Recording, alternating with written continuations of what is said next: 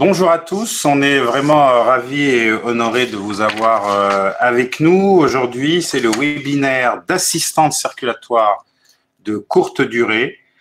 C'est organisé, vous allez voir que c'est très bien organisé par la SFC, la Société Française de Cardiologie, et c'est le groupe USIC qui s'est occupé de l'organisation.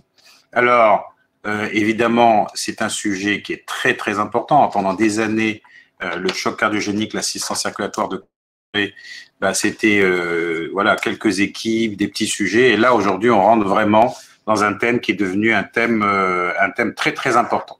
Alors, comme vous avez pu le voir, il y a deux modérateurs, le professeur François Rouby et moi-même, Alexandre Mebaza.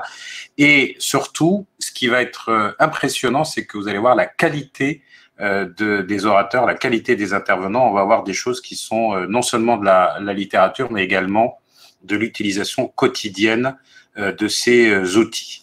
Ce webinaire est fait en partenariat avec la société Abiomed et vous êtes déjà énormément de personnes déjà connectées dès le début. Il y a presque 400 participants.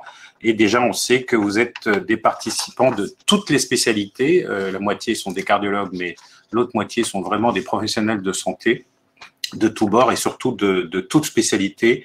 Et surtout, ce qui est vraiment très intéressant, il faut encore bravo au groupe USIC, c'est de nombreux pays qui se sont connectés et qui là nous regardent en direct. Donc vraiment, bravo à tous et bravo aux organisateurs. Alors, ces topos vont être des topos de 15 à 20 minutes et qui seront suivis soit par des petites questions. En tout cas, on laissera un long moment à la discussion à la fin du webinaire. Comme ce webinaire est en direct, il faut les conditions du direct. Et donc, on va un tout petit peu changer le planning, mais ne vous inquiétez pas, vous allez entendre les 4 intervenants. Et donc, sans plus attendre, on va démarrer par la présentation du professeur Rouby. Quel protocole dans le choc cardiogénique post-SCA? François, c'est à toi. Merci beaucoup Alexandre, merci de la présentation. Consacrée au protocole, à quel protocole dans le choc cardiogénique post-syndrome coronarien aigu? Alors, c'est un sujet qui est complexe, mais vous allez voir que je vais essayer de l'aborder d'un point de vue très organisationnel.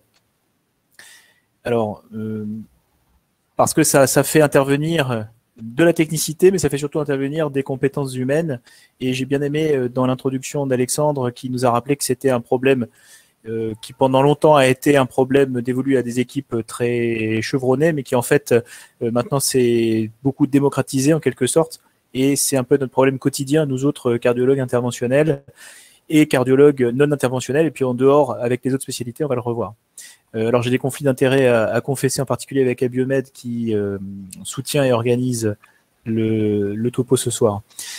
Alors j'ai repris comme fil conducteur de la présentation l'histoire de la chaîne de survie, parce que comme vous le savez, ça va de la prévention chez l'enfant, nous c'est trop tard, jusqu'à après, une fois que vous êtes sorti de l'hôpital, la réadaptation cardiovasculaire, et puis cette chaîne de survie, s'il manque un maillon entre le moment où vous faites l'arrêt cardiaque et le moment où vous sortez non pas en réadaptation, mais à la morgue. C'est tout le problème de la réadaptation, de la récupération d'un arrêt cardiaque. Non seulement il faut le récupérer, mais il va falloir le traiter dans les meilleures conditions possibles. Ça nécessite que, pour reprendre cette image de la chaîne de survie, tous les rouages soient imbriqués, que tous les rouages s'enchaînent les uns avec les autres, et c'est parfois complexe. C'est là que, à mon avis, il faut qu'il y ait une conduite à tenir claire, il faut qu'il y ait des conduites à tenir consensuelles localement en fonction des ressources dont on dispose. Alors, définir un consensus local, ça veut dire il faut d'abord identifier les interlocuteurs. Alors bien sûr, les premiers à prendre en charge le patient sur un syndrome coronarien qui va se compliquer d'un accident tel que l'arrêt cardiaque, ce sont les urgentistes, ce sont nos amis du SAMU, qui rapidement vont se mettre en cheville avec les cardiologues. Bien sûr, on va avoir besoin des réanimateurs médicaux et chirurgicaux selon les centres et selon vos ressources locales. Pour les plus chanceux d'entre nous, l'aide de nos chirurgiens cardiaques ou d'autres spécialités, les chirurgiens vasculaires dans certains centres pour la mise en place d'une assistance de courte durée comme l'ECMO. Et puis, bien sûr, rendons à César ce qui lui appartient quand même. Le cardiologue interventionnel est au centre de ce nuage. Hein. Je défends mon bout de gras dans cette présentation. Alors là, je vous ai parlé des personnes, des intervenants, et il faut savoir ce que vous avez dans la boîte à outils. Parce que vous avez beau avoir 15 personnes très compétentes, je ne sais pas si ça vous est déjà arrivé, moi ça m'est arrivé d'intervenir en première main sur un arrêt cardio-respiratoire dans la rue, on se sent tout à fait démuni. Hein. Vous n'avez pas d'électro, vous n'avez aucun médicament, vous avez que vos mains pour masser et votre téléphone pour appeler les collègues. C'est assez désagréable comme situation. Et c'est évidemment beaucoup plus confortable d'être le cardiologue interventionnel, d'être le réanimateur avec une boîte à outils qui déborde. Et donc, il faut savoir ce que vous pouvez déployer pour l'intérêt du patient. Alors, du coup, avec nos amis du urgentiste et du SAMU, vous avez la possibilité de faire arriver le patient sur une table de cardiologie interventionnelle 7 jours sur 7, 24 heures sur 24. L'ECMO, je ne vous en parlerai pas spécifiquement, ça sera abordé dans d'autres topos, mais c'est bien sûr la circulation la plus démocratique parce qu'elle peut se mettre en place dans des centres qui n'ont pas forcément la gestion quotidienne après. Et puis bien sûr, vous avez des centres qui vont pouvoir secondairement ou initialement prendre en charge le patient et qui peuvent lui faire bénéficier à moyen terme ou à plus long terme d'une assistance, cette fois de longue durée, d'une assistance chronique et éventuellement de la greffe cardiaque. Et c'est pour ça qu'il va falloir pouvoir articuler ces différents centres. Et puis, il y a une assistance de courte durée dont je vais vous parler plus spécialement, qui est l'IMPELA, cette assistance rotative rapide à mettre en place. Je vais vous montrer des cas cliniques, enfin un cas clinique. Alors, du coup, une fois qu'on a les interlocuteurs, les outils, il faut bien sûr avoir la carte d'identité du patient à haut risque. Le patient à haut risque, qui doit être d'emblée orienté vers un centre avec le maximum de capacité. Ce sont les syndromes coronariens à haut risque, tels que définis dans les recommandations. Le syndrome coronarien avec surélévation du segment ST qui est hypotendu, a fortiori ici dans le choc cardiogénique. Le territoire électrique, si vous avez un sus-décalage circonférentiel, sans doute, bien sûr, il faut qu'il arrive sur la table de coronarographie le plus rapidement possible. Et si la première table est à 30 minutes, mais qu'il n'y a pas toute l'infrastructure, c'est pas grave, il vaut mieux quand même désobstruer le plus rapidement possible le patient. Mais si vous avez le choix entre deux centres, il faut sans doute le centre qui a la possibilité d'une assistance derrière. Et donc, ça, c'est quand même un message clé dans ce hub représenté en France, vous savez qu'il y a beaucoup de centres, contrairement à d'autres pays qui ont une organisation plus centralisée avec moins de centres, mais des gros centres. Bah, c'est important de pas rater l'embranchement et d'orienter là où il faut le patient d'emblée, parce que si vous orientez le patient ou si le patient arrive dans un centre sans capacité d'assistance de courte durée, ça peut être une perte de chance préjudiciable. Alors, une fois que le patient est arrivé dans un centre, il faut que chaque centre ait son consensus local. Ça, c'est le consensus qu'on a établi à Montpellier avec l'ensemble des équipes impliquées, en particulier ici avec les réanimateurs et les chirurgiens cardiaques. Et donc, l'idée, c'est quand vous prenez en charge un patient présentant un choc cardiogénique, alors, il y a tout ce qui concerne moins le cardiologue interventionnel, choc réfractaire en dehors du syndrome coronarien aigu. Bon, rapidement, on va discuter des assistances qui sont capables de débiter à des débits suffisamment élevés et qui nécessitent en général un abord chirurgical. Donc l'IMPELA à 5.0, vous allez voir tout à l'heure que c'est une pompe d'assistance qui permet de débiter en théorie 5 litres par minute, et éventuellement bien sûr l'ECMO en fonction des situations. L'ECMO qui est rapide à mettre en place, efficace, qui permet d'assurer un débit rapidement. Mais bien sûr, encore une fois, bon, ça peut être le cardiologue interventionnel qui est en première ligne dessus, ça peut être le chirurgien vasculaire, ça peut être le chirurgien cardiaque, ça peut être le réanimateur, différents en fonction de vos capacités dans votre centre. Alors, ce qui va plus nous intéresser aujourd'hui dans mon topo, c'est la partie gauche, syndrome coronarien aigu, avec des critères de sévérité, de mauvaise tolérance. Il a une labilité hémodynamique, votre patient présente une revascularisation à haut risque, un tronc commun serré avec sur une droite inexistante par exemple. Il reste en insuffisance cardiaque malgré le traitement maximal, y compris avec des amines forte dose. Et alors là, nous, on a positionné assez rapidement l'IMPELA CP, c'est-à-dire une pompe qui est rapide à mettre en place par le cardiologue interventionnel, c'est ça l'intérêt, c'est-à-dire qu'on est autosuffisant, on va dire, non pas dans la décision, mais dans la mise en place des moyens, même si bien sûr après il faut l'assistance des amis réanimateurs, des perfusionnistes, etc. Mais ça permet d'aller vite sur la prise en charge, puisque là, vous le savez, dans le syndrome coronarien, chaque minute compte, mais là, je dirais chaque demi-minute compte. Et puis après, on va pouvoir s'orienter là aussi en fonction des décisions d'équipe sur une assistance, le sevrage de l'assistance de courte durée, le passage d'assistance de longue durée et éventuellement la transplantation cardiaque dans certains cas. Alors, un cas clinique pour illustrer tout ça. C'est un patient, c'est un vrai patient, hein, qui remonte un peu, mais vous allez voir que comme ça j'ai le suivi. C'est un patient qui a été pris en charge il y a maintenant 2 ans et demi pour un syndrome coronarien avec d'emblée un infarctus compliqué d'un choc cardiogénique. Alors c'est un patient qui est jeune, né en 56, il n'a pas vraiment de facteur de risque en dehors d'un tabagisme. Alors voilà le cas clinique, donc 19h22, c'est presque contemporain de notre présentation. Vous voyez, alors pour ceux qui ne sont pas cardiologues ou qui ont un peu oublié l'anatomie des coronaires, ça c'est la coronaire droite qui est sténosée mais qui est surtout rudimentaire. Donc on part sur le réseau gauche, je ne vous ai pas mis l'électro, mais croyez-moi sur parole, c'est un sus-décalage circonférentiel, on va dire, antérieur mais qui déborde un peu de partout. Et vous allez comprendre pourquoi quand je vous montre le réseau gauche. Alors, vous avez ici en bas le réseau circonflexe. Vous voyez qu'il est sténosé avec une sténose très serrée sur la circonflexe moyenne. Et vous comprenez que la droite soit rudimentaire puisque le réseau droit est vascularisé par cette circonflexe serrée. L'IVA qui est censée être là est absente, donc c'est bien un infarctus antérieur prédominant. Vous devinez quand même que le tronc commun est très pathologique. Alors, je vous montre d'autres incidences parce que vous ne me croyez pas. Regardez, cette IVA qui est complètement absente, là, elle est censée partir vers la droite, et puis une atteinte critique du tronc commun, donc un patient qui est quand même très très sévère. On comprend qu'il soit hémodynamiquement instable. Alors bien sûr, on part sur comment ça s'est passé dans la vraie vie. Alors 5 minutes après le début de l'examen, on est déjà en train de lancer des guides. Pourquoi? Parce que le patient va vraiment pas bien. Donc il y a plusieurs options, soit vous décidez d'arrêter la procédure, d'assister le patient pour pouvoir réaliser l'angioplastie, soit vous considérez que vous avez encore un peu de marge, et donc on a lancé plusieurs démarches en même temps, on a appelé les réanimateurs, appelé les chirurgiens, lancé des guides. Et alors le plus rapide c'est de lancer un guide en fait dans une coronaire, regardez. Donc on a un guide dans l'IVA, un guide dans une diagonale. Alors c'est timide, hein. Regardez, le cardiologue est toujours content de lui, mais là, même avec un peu de mauvaise foi, je suis pas hyper content de moi. J'ai un flux qui est pas tout à fait bon dans l'IVA. Donc ça fait 11 minutes que le patient est sur la table. Le chirurgien et le réanimateur ne sont pas encore arrivés, c'est normal.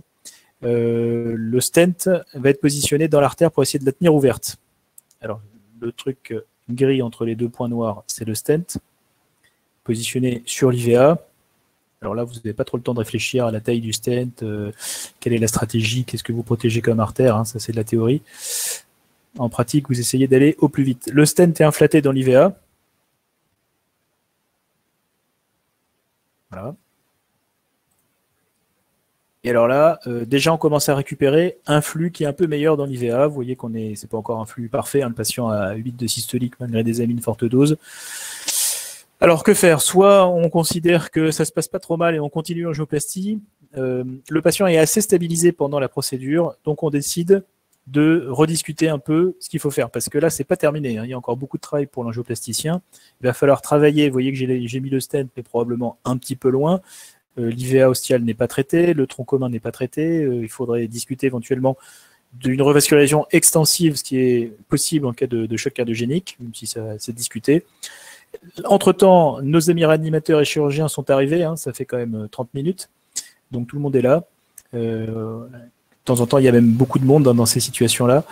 Et donc on discute, et d'un commun accord, alors étant donné que le consensus local est établi, que ça pose aucun problème, le patient est en choc cardiogénique, il est jeune, il a une bonne capacité de récupération parce qu'il a été pris en charge très précocement par les collègues du SAMU, on décide l'implantation de l'Impella 3.5, c'est-à-dire d'une assistance de courte durée qui va nous permettre de lui faire passer le choc cardiogénique sur ce syndrome coronarien.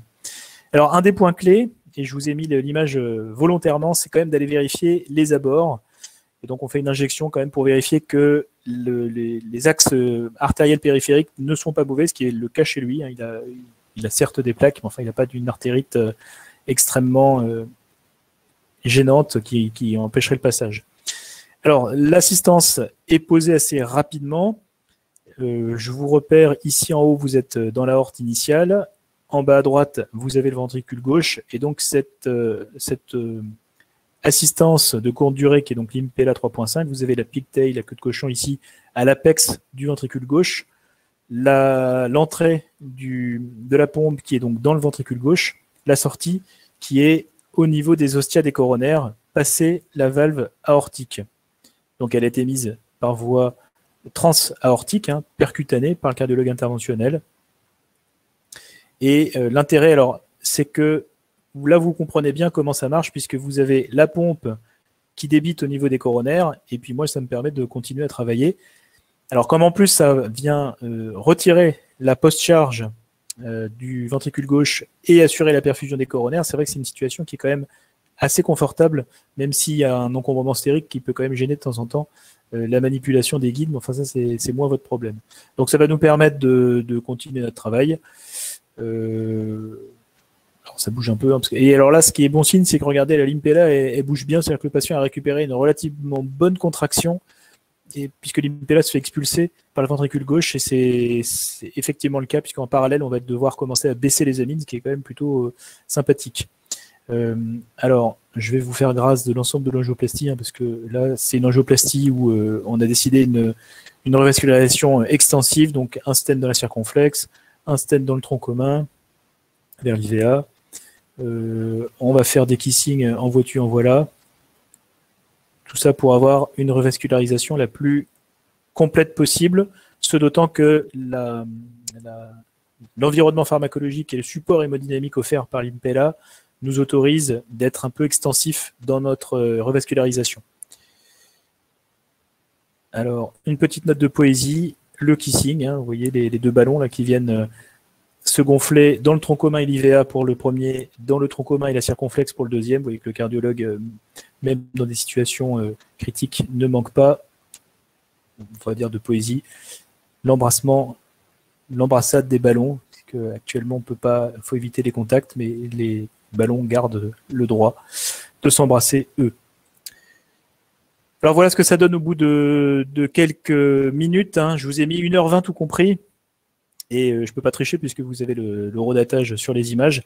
Donc là, vous avez eu 15 personnes qui sont venues s'occuper du patient, mise en place d'une assistance mécanique de courte durée, revascularisation extensive sur un infarctus antérieur, et le patient qui va beaucoup mieux. Il est encore sous amine quand il sort, mais avec des amines qui étaient très très forte dose. Donc il avait de la noradrée, de la dobutamine à dose quasi maximale à son arrivée. Et il sort avec 10 gamma de dobu et 1 mg heure de noradrée, si je me souviens bien. Alors vous allez me dire, c'est bien gentil tout ça, mais comment ça évolue? Alors ça, c'est l'échographie à 1 mois de suivi où vous voyez le ventricule gauche avec une contraction qui est très satisfaisante, même si vous n'avez qu'une seule coupe. Et effectivement, je peux vous donner le suivi puisque ce patient a été contrôlé il y a 15 jours. Il avait progressé sur le plan de la coronaropathie, mais il allait très bien. C'est un dépistage systématique qui a révélé une ischémie, puisque lui-même était surpris. C'est un homme qui a complètement récupéré une vie normale et qui s'est même mis au vélo très régulièrement. Alors je ne sais pas si c'était l'appel du hasard, mais lui il fait du vélo sans tomber. Et je crois que ce n'est pas le cas de tous les présentateurs ce soir. Donc la conclusion de ce cas clinique très simple, c'est de vous montrer que ce qui est très important, c'est que l'ensemble des rouages se sont bien enchaînés les uns les autres, ce qui a permis une prise en charge optimale du patient. Je ne dis pas que c'est la façon dont il fallait gérer le patient, hein, vous auriez peut-être fait différemment, mais ce qui est important, c'est de ne pas tergiverser. Si vous commencez à tergiverser, appeler l'un, appeler l'autre, se demander ce qu'on fait, bah, c'est perdu parce que vous allez perdre un quart d'heure de discussion alors qu'il faut prendre des décisions rapides. Peut-être vous auriez aussi bien fait de mettre l'ECMO puis de le revasculariser ou de le revasculariser sans l'assister, mais toujours est-il que le point critique, à mon avis, c'est que la prise en charge a été collégialement décidée avant pour que ça suive un cours naturel. Je vous remercie. François, c'est super, vraiment très beau cas clinique qui permet effectivement de montrer que voilà, dans notre vie de tous les jours, ces outils, comme tu disais tout à l'heure, nous permettent de passer un cap et vraiment bravo. Du coup, on a une petite question rapide pour toi. La question, c'est surtout, donc c'était quelle est l'étiologie de ce cas clinique, mais c'est surtout quels sont les facteurs de risque, j'imagine, que le patient avait. Donc, c'est un patient qui était en arrêt cardiaque, c'est ce que tu disais, ou qui était Alors, il a fait c'est un patient c'est un homme. Les facteurs de risque se limitent au sexe masculin et au tabagisme. Il présente un arrêt cardiaque sur son vélo. Il est récupéré par le SAMU et il arrive en choc cardiogénique. Donc, il est défibrillé assez facilement. Il arrive en choc cardiogénique vigile et toute la procédure est faite vigile. Hein. Le patient ne sera pas intubé pour juguler le choc cardiogénique. Il arrive en salle. Dans l'ambiance, on l'a défibrillé. Il est en choc cardiogénique sous forte dose d'amine. Question courte, réponse, on va essayer courte. Ballon de contre-pulsion. Certains nous disent, moi j'en aurais mis un. Alors pourquoi pas, je disais, ça dépend en fait de ce dont vous disposez. On a publié avec le groupe USIC l'utilisation des différents types d'assistance en s'étant dit qu'après les recommandations qui avaient dégradé le ballon de contre-pulsion, qui est en gros limité, en théorie, en tout cas en Europe, sur les complications mécaniques de l'infarctus, on s'était dit ça va s'effondrer et on va avoir beaucoup d'ECMO et beaucoup moins de ballons. Alors certes, les courbes se croisent. On a effectivement moins de ballons de contre-pulsion avec une lente décroissance. On a effectivement plus d'ECMO parce que ça s'est démocratisé, il y a beaucoup plus d'équipes qui le font, etc. Mais c'est pas non plus zéro. Et je pense que la question des collègues est légitime. Si tu as sur place, entre guillemets, que le ballon de contre-pulsion, vaut mieux probablement mettre le ballon de contre-pulsion pour sécuriser l'angioplastie, surtout si c'est un cardiologue qui a une grande expérience et qui va mettre le ballon en 10 minutes. Donc pourquoi pas. Nous, on l'a pas fait parce qu'on fait plus confiance à une assistance de type Impella pour assurer un débit dans les coronaires.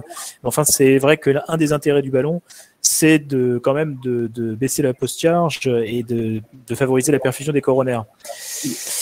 Il y a un collègue qui pose une question, là aussi peut-être la réponse peut être assez rapide. Il dit catécholamine en préhospitalier dans le choc cardiogénique sans avoir fait d'écho.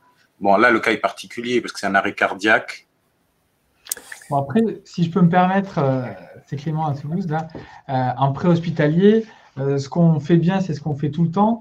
Donc en préhospitalier, le choc, et vous me direz, Alexandre, ce que vous en pensez, mais la noradrénaline, ça marche en choc cardiogénique. Les derniers consensus d'experts américains d'il y a 15 jours sur le choc cardiogénique la mettent en premier lieu à partir du moment où il y a hypotension. Et donc, je crois que les urgentistes et les smuristes connaissent bien la NAD. La NAD, c'est bien en préhospitalier, et la DOBU encore plus sur de l'ischémique, à prendre peu ou pas sa place. Alors, j'en parlerai. J'en parle en fait. Merci Clément, parce qu'on a l'impression de faire une pièce de théâtre, parce que je vais demander à François de me présenter pour démarrer justement le topo là-dessus. Donc, merci beaucoup. Merci Clément, tu fais une superbe transition. Alors effectivement, comme l'ordre est un petit peu chamboulé, j'ai le grand plaisir d'accueillir Alexandre Mebaza et de lui rendre l'appareil puisqu'il m'a gentiment présenté tout à l'heure. Alors Alexandre, on ne le présente plus. C'est un expert dans le maniement justement des amines et de la discussion sur l'effet bénéfique, l'effet délétère des amines. Et donc, je te remercie de nous faire le point sur les limites du traitement pharmacologique, puisque j'imagine que tu vas nous traiter principalement des amines pour avoir vu ta présentation en amont. Et je te laisse la parole. Je te remercie. Donc, n'hésitez pas à continuer à poser des questions sur le côté. Hein. Absolument. Alors là, on va passer à la première diapositive. Voilà. D'abord, merci beaucoup. Vraiment, je suis ravi d'être dans cette session avec autant d'experts et de cliniciens. Et ça, j'adore ça. Alors, prochaine diapo.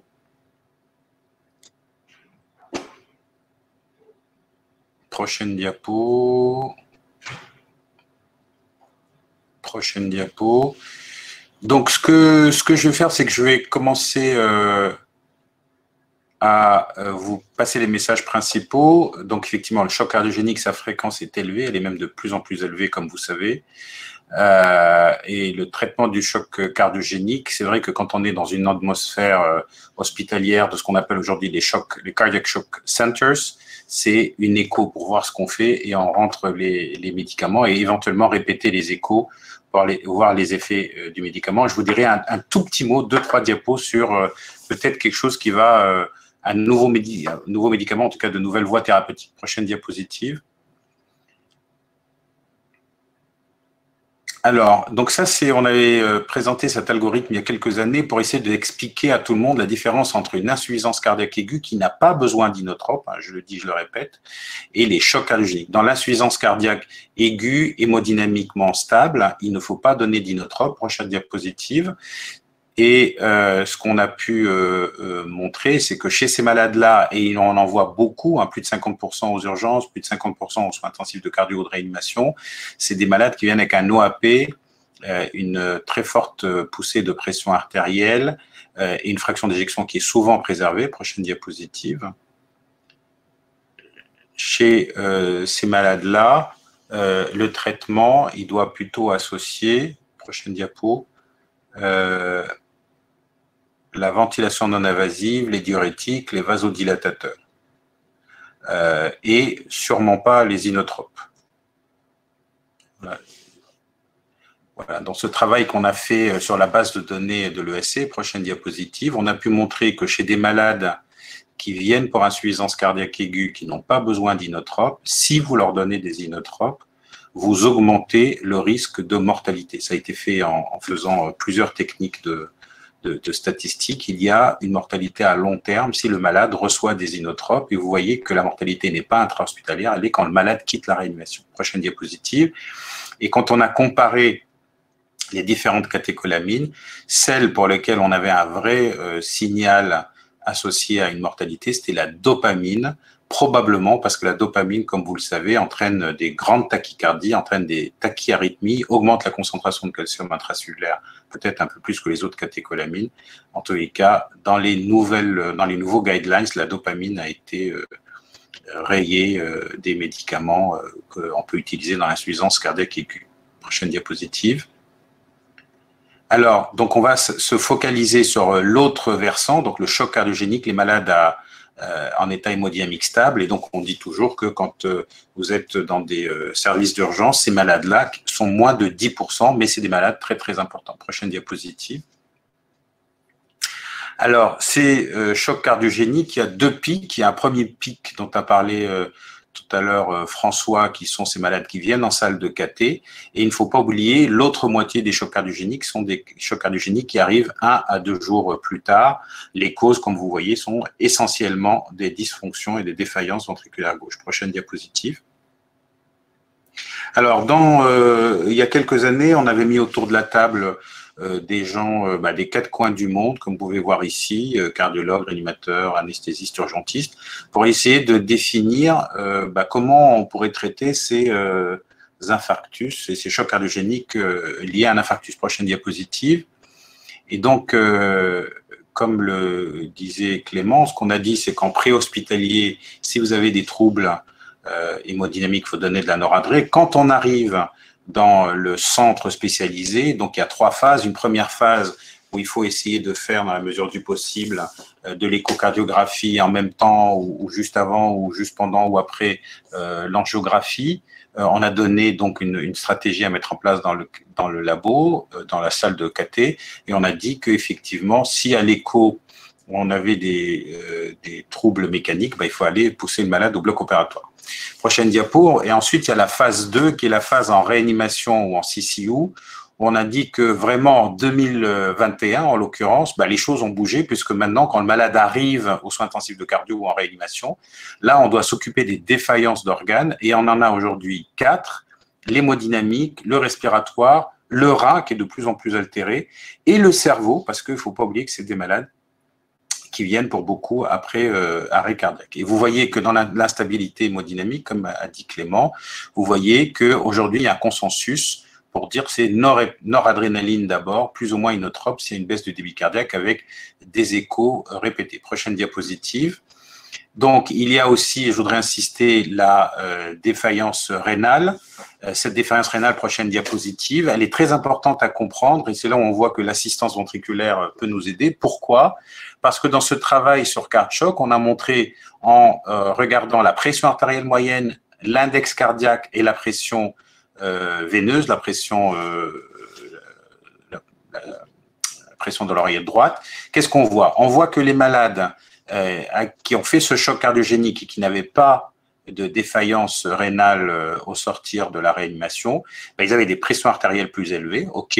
Ils avaient un index cardiaque plus élevé, donc vous voyez que pendant des années, on a dit, on ne sait pas très bien, mais là c'est clair, hein, quand vous avez l'index cardiaque qui est élevé, vous prévenez la défaillance rénale, mais surtout ce qu'il faut bien voir et retenir, c'est que ces malades-là qui n'ont pas fait de défaillance rénale, regardez, ils ont des pressions veineuses centrales qui sont basses, qui sont inférieures à 12 mm. Et c'est vrai que quand on n'assiste pas, ben en fait, on va remplir, on ne va pas savoir ce qu'on fait. Et rapidement, les pressions veineuses centrales vont augmenter avec un risque d'insuffisance rénale. Et évidemment, ça peut aggraver le pronostic. Prochaine diapositive.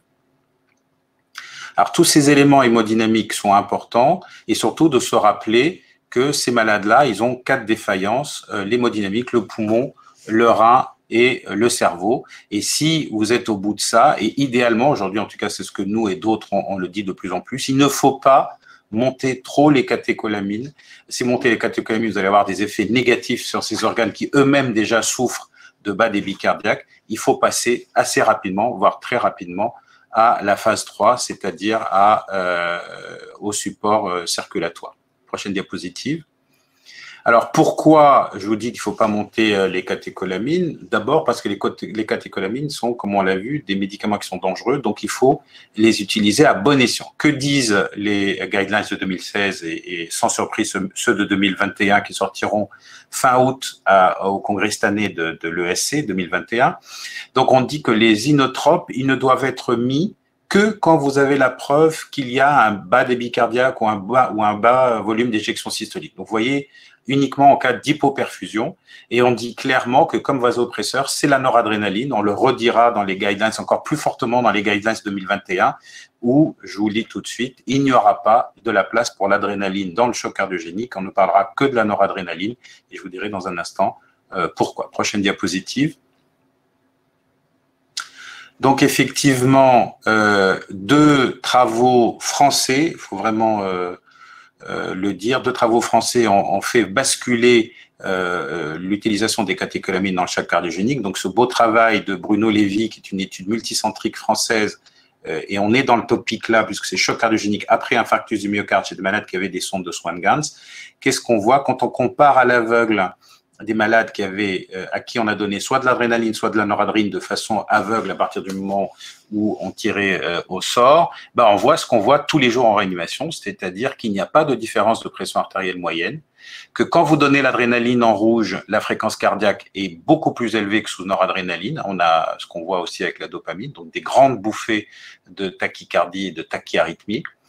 On voit une petite augmentation de l'index cardiaque. Donc, a priori, pendant des années, on a dit, ben tiens, l'index cardiaque est meilleur, donc l'adrénaline est meilleure. Sauf que, prochaine diapositive, quand on regarde les objectifs primaires, c'est-à-dire les chocs réfractaires, c'est-à-dire nécessitant une augmentation de la dose, voire la mise en place de systèmes de support, la mort et l'implantation de ces techniques de support, ben vous voyez que systématiquement, l'adrénaline fait beaucoup moins bien que la noradrénaline. Et donc, ben, rapidement, l'ANSM, le ministère, a demandé d'arrêter l'étude car il y avait beaucoup plus de signes négatifs dans le bras adrénaline que dans le bras noradrénaline. Quasiment le même mois, prochaine diapositive, notre équipe a fait une étude méta-analyse de plus de 2500 patients en choc cardiogénique en ce qu'on appelle des données individuelles, c'est-à-dire qu'on est allé taper à la porte de chacun des investigateurs pour avoir les données individuelles. On a fait une analyse générale ajustée avec un score de propension et vous pouvez voir que la majorité des points et des hasards ratios, la majorité des odds ratios, la majorité sont en défaveur de l'utilisation de l'adrénaline versus tous les autres catécholamines. Et donc, ces 2 études mises bout à bout vraiment disent qu'il faut utiliser avec beaucoup de précautions, voire ne pas utiliser l'adrénaline dans le cas du choc cardiogénique. Prochaine diapositive. Donc très rapidement, en quelques mots, peut-être des éléments nouveaux, novateurs. Vous savez tous, on l'a beaucoup entendu, quand il y a un infarctus myocarde vers la gauche, on voit qu'il y a une augmentation de la pression veineuse centrale, il y a de la congestion, les organes n'aiment pas ça, et de l'autre côté, on a un bas débit. Et ben, quand il y a une congestion et un bas débit, il y a des cellules qui meurent, les transaminases qui montent, le BNP qui monte, la troponine qui monte. Et en fait, on a pu montrer que quand la cellule meurt, elle peut dégager, elle peut envoyer dans le sang des enzymes qui continuent de fonctionner. Et cette enzyme, une des enzymes, c'est l'enzyme DPP3, prochaine diapositive. Et on a pu montrer que dans le choc, dans Optima, donc il y a eu 2 articles qui sont publiés dans l'ESC il y a 2 ans, prochaine diapositive, et on a pu surtout montrer que dans l'étude Optima CC, celle qui a comparé l'adrénaline à la noradrénaline, que sur l'axe des Y, vous voyez que c'est la DPP3 de façon exponentielle, sur l'axe des X, on voit que c'est les horaires, et vous voyez que les malades qui ont un état de choc réfractaire en gris avaient le DPP3 qui était de façon exponentielle beaucoup plus élevé que les malades qui ne faisaient pas de choc cardiogénique réfractaire. Prochaine diapo. Et surtout, ce qui est intéressant, certes, chez le petit animal, on voit sur la gauche que quand vous injectez du DPP3 seul, ça c'est la courbe en bleu, on voit que la fraction d'éjection de la petite souris, le DPP3 a un effet inotrope négatif. Vous voyez que la courbe bleue descend bien et revient. Donc en fait, il y a vraiment un effet inotrope négatif. Et surtout, ce qui est spectaculaire, c'est la courbe en rouge du côté droit, où on voit que chez un modèle de choc cardiogénique chez l'animal, quand on donne l'anticorps anti-DPP3 en rouge, on voit qu'on restaure le choc cardiogénique. Donc très probablement ou possiblement, dans le choc cardiogénique, la mort cellulaire envoie dans le plasma un facteur qui est inotrope négatif et qui aggrave encore plus le choc cardiogénique. Prochaine diapositive. Donc pour résumer un peu tout ce qu'on a dit ici, les fréquences de choc cardiogénique sont effroyables, tout le monde voit dans tous les centres, on ne peut pas laisser ces malades-là mourir avec encore des mortalités entre 40 et 50%, donc il faut vraiment donner les médicaments en surveillant ce qu'on fait, et il y a peut-être des espoirs avec les nouveaux médicaments. Merci beaucoup. Merci beaucoup, Alexandre, de ton très beau topo. Alors, je crois qu'on n'a pas encore trop de questions d'assistance, mais je vais commencer parce que tu nous tends la perche en nous disant il y a des pistes, parce que la noradrénaline, malheureusement, ça a des effets délétères, comme tu l'as dit. Il y a des souffrances de cellules, des souffrances d'organes qui sont pas compensées complètement. Quelles seraient les pistes pharmacologiques que tu vois dans le choc cardiogénique? Et avant de répondre à cette question, est-ce que tu peux juste nous expliquer pourquoi c'est difficile de progresser en recherche dans le choc cardiogénique? Alors, pourquoi c'est difficile de progresser? Parce qu'on a, je dirais, on a 2 problèmes. Le premier, c'est un problème de définition. On ne sait pas encore aujourd'hui définir le choc cardiogénique, et quand on a défini le choc cardiogénique comme on l'apprend à l'école, c'est-à-dire les lactates élevés, la pression artérielle basse, on est déjà trop tard. Donc, on a un problème de définition. L'idéal, ce serait qu'on puisse définir ce qu'on appelle un pré-choc cardiogénique, c'est-à-dire un moment où l'altération des organes est réversible, parce que c'est ça qu'il faut qu'on fasse en urgence. Quand on arrive trop tard, probablement la définition, et au moment où nous tous, on commence à accélérer le rythme de traitement, on est déjà trop tard, parce qu'on est dans la définition du choc cardiogénique où il y a déjà des lésions irréversibles des organes. Donc ça, c'est le premier problème. Le deuxième problème, c'est qu'on ne fait pas assez d'études cliniques là-dessus, qu'on n'est pas assez ambitieux en faisant des études cliniques, en mettant un traitement à droite et un traitement à gauche. Et pour faciliter ce point-là, en fait, aujourd'hui, le hasard tombe bien, puisque ce matin, on a reçu une réponse de Lancet Respiratory Disease, d'un article qui est accepté et que vous allez voir donc dans quelques jours sur PubMed, où on se met autour de la table une vingtaine de spécialistes dans le choc cardiogénique, dont des Français. D'ailleurs, les Français sont très présents, aussi bien les chirurgiens cardiaques que les cardiologues que les réanimateurs. Les Français sont même très présents dans le choc cardiogénique dans le monde entier. On est parmi ceux qui font le plus d'études épidémiologiques, le plus d'études. Les PHRC financent pas mal d'études sur le choc cardiogénique, donc les Américains et les autres Européens regardent beaucoup ce qu'on fait. Les Allemands font aussi beaucoup, mais les Français font vraiment énormément. Et en fait, on montre dans cet article-là quelques pistes, on indique quelques pistes pour mieux designer les études, et surtout on dit il faut qu'on se mette tous autour de la table pour utiliser les mêmes critères d'inclusion et d'exclusion et les mêmes objectifs primaires pour qu'on puisse facilement analyser les études et pas avoir, il y en a un qui va dans un sens et l'autre qui va dans l'autre. Merci beaucoup. Ça va faire rêver Clément, je crois, qui a travaillé un peu dessus. Il nous en dira probablement un mot. Alors, on a des questions dans l'assistance, et en particulier, si tu peux synthétiser, en cas de choc cardiogénique, Dobu ou noradrénaline en premier? C'est la question de l'assistance. Alors, aujourd'hui, clairement, en regardant les articles, c'est quand tu n'as pas le temps de faire l'écho, noradrénaline pour essayer de monter la pression. Ensuite, tu fais une écho. Et si l'écho dit bas débit cardiaque, bas volume d'éjection systolique, là, tu rentres un inotrope. Ça peut être la dobutamine ou autre chose. Mais aujourd'hui, la recommandation de l'ESC qui va tomber, voilà, c'est normalement confidentiel, mais je vous le dis, ça reste entre nous, c'est noradrénaline pour monter la pression artérielle parce qu'il faut monter la pression perfusion de tous les organes. Merci beaucoup. Et je crois que du coup, comme je t'avais posé 2 questions, est-ce que tu vois des candidats pharmacologiques pour améliorer la prise en charge du choc cardiogénique? Je dirais qu'on en a quelques-unes. Donc, tout à l'heure, je vous ai parlé de l'anti-DPP3, mais il y en a d'autres qui sont en train d'être testés. Je dirais que vraiment, l'urgence, et c'est pour ça que la France doit garder le leadership sur le choc cardiogénique. On est vraiment leader, et ça, les gens ne le voient pas assez bien. Il faut vraiment... Moi, je dirais qu'il y a, en même temps que les études cliniques, il faut qu'on continue à mieux comprendre cette pathologie et à mieux définir peut-être le pré-choc, moment où on peut éventuellement ramener les gens vers une zone réversible et améliorer la mortalité. Parce qu'aujourd'hui, la mortalité, elle reste à 40-50%, ce qui est terrible. Oui, ça, c'est important à rappeler, effectivement. Une fois sur 2, on meurt quand on arrive dans ces conditions-là. Écoute, merci beaucoup Alexandre. Je crois qu'on va faire alors du coup, comme l'ordre est un peu perturbé, je vais peut-être présenter Clément qui va faire la suite logique du topo, puisque tu nous as parlé des médicaments. Clément Delmas, il est cardiologue, un petit peu réanimateur à 16 heures perdues au CHU de Toulouse. Et il va nous parler de la place de l'assistance mécanique pour faire le pendant de ce que le professeur Mebaza vient de présenter avec les outils pharmacologiques. Merci Clément.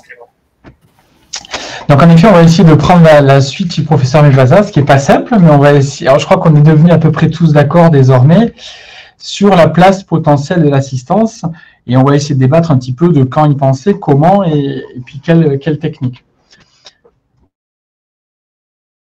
Vu, et on vient d'en reparler avec Alexandre et François, la problématique du choc, c'est pendant très longtemps, on a parlé d'un choc avec des définitions qui n'étaient pas toujours équivalentes.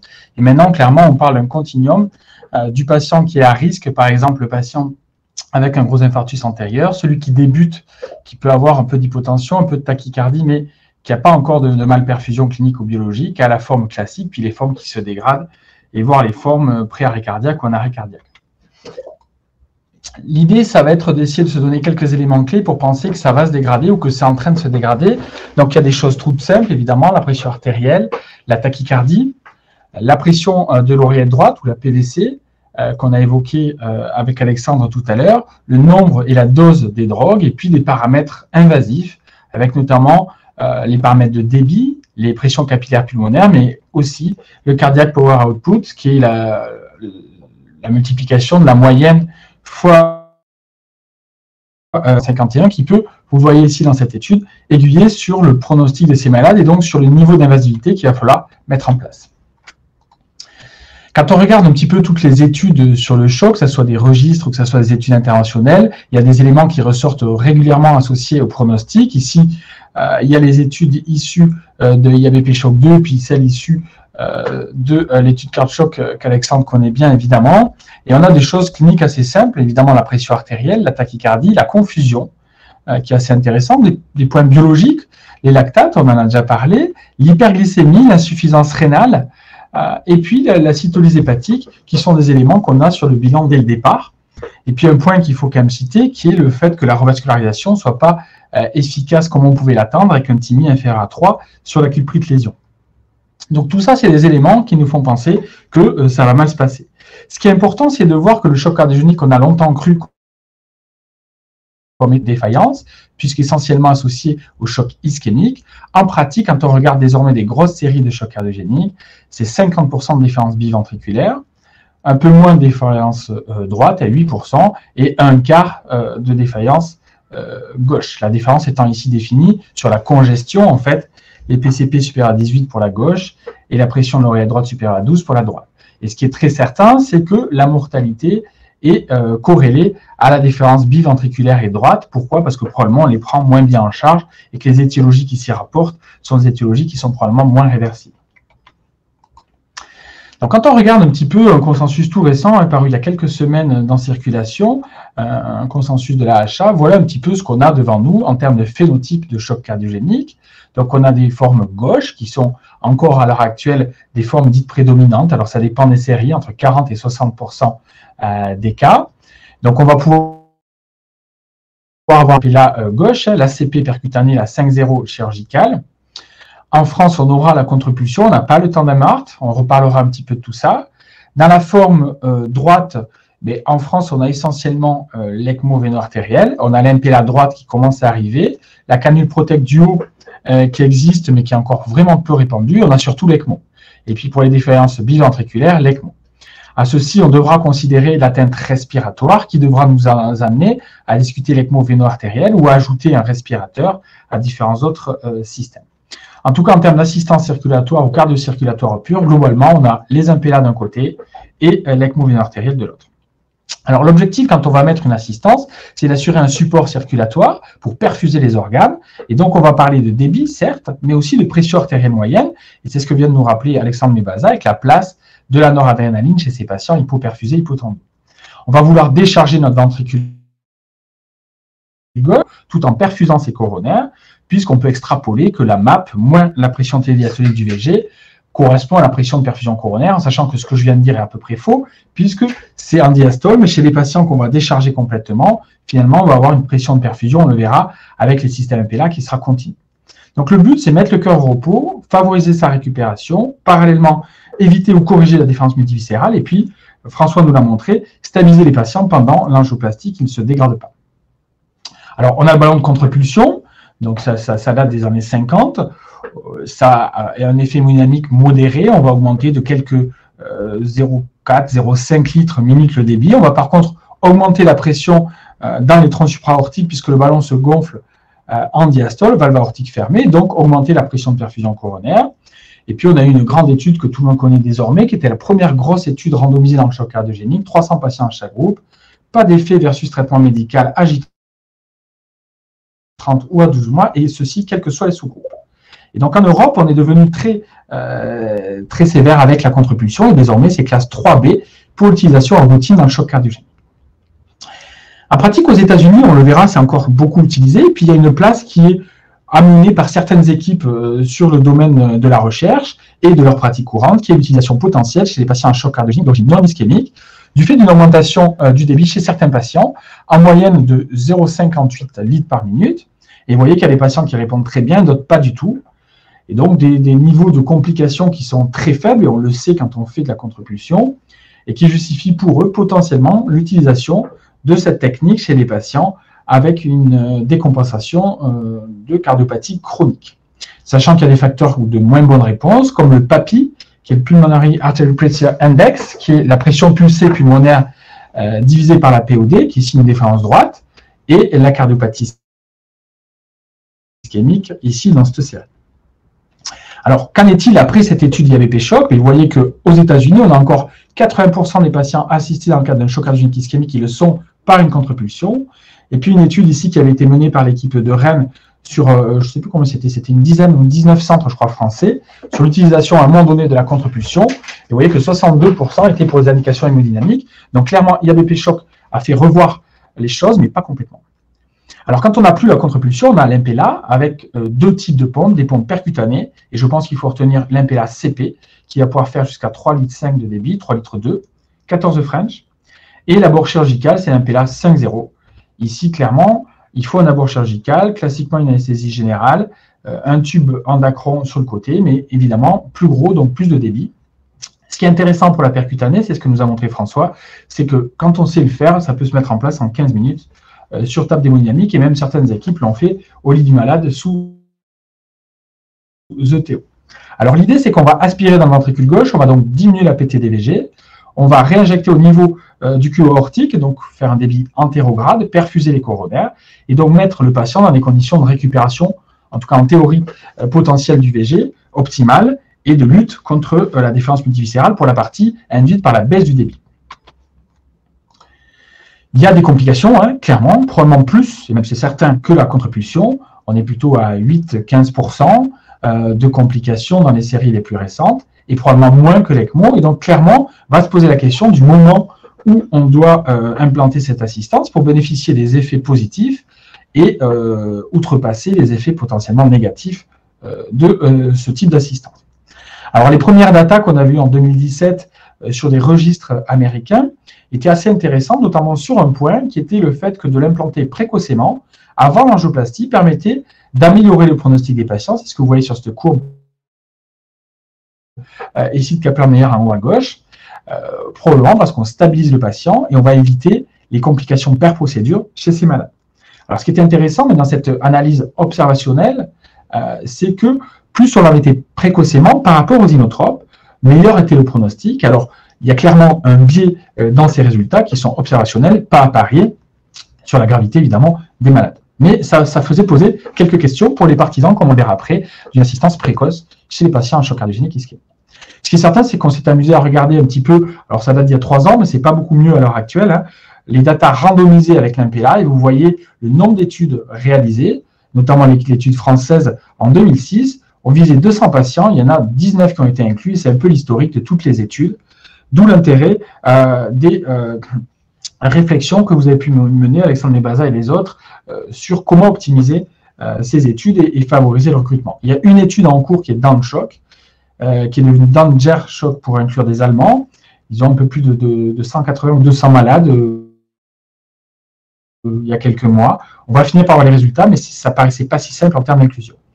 Et puis, on a eu 2 analyses qui ont un peu cassé l'enthousiasme général qu'il pouvait y avoir pour cette assistance, qui était une analyse où ont été appariés des patients de l'étude IABP Shock 2, donc contre-pulsion, versus des patients d'un registre multicentrique rétrospectif européen, et il n'y avait aucun effet sur la mortalité ici.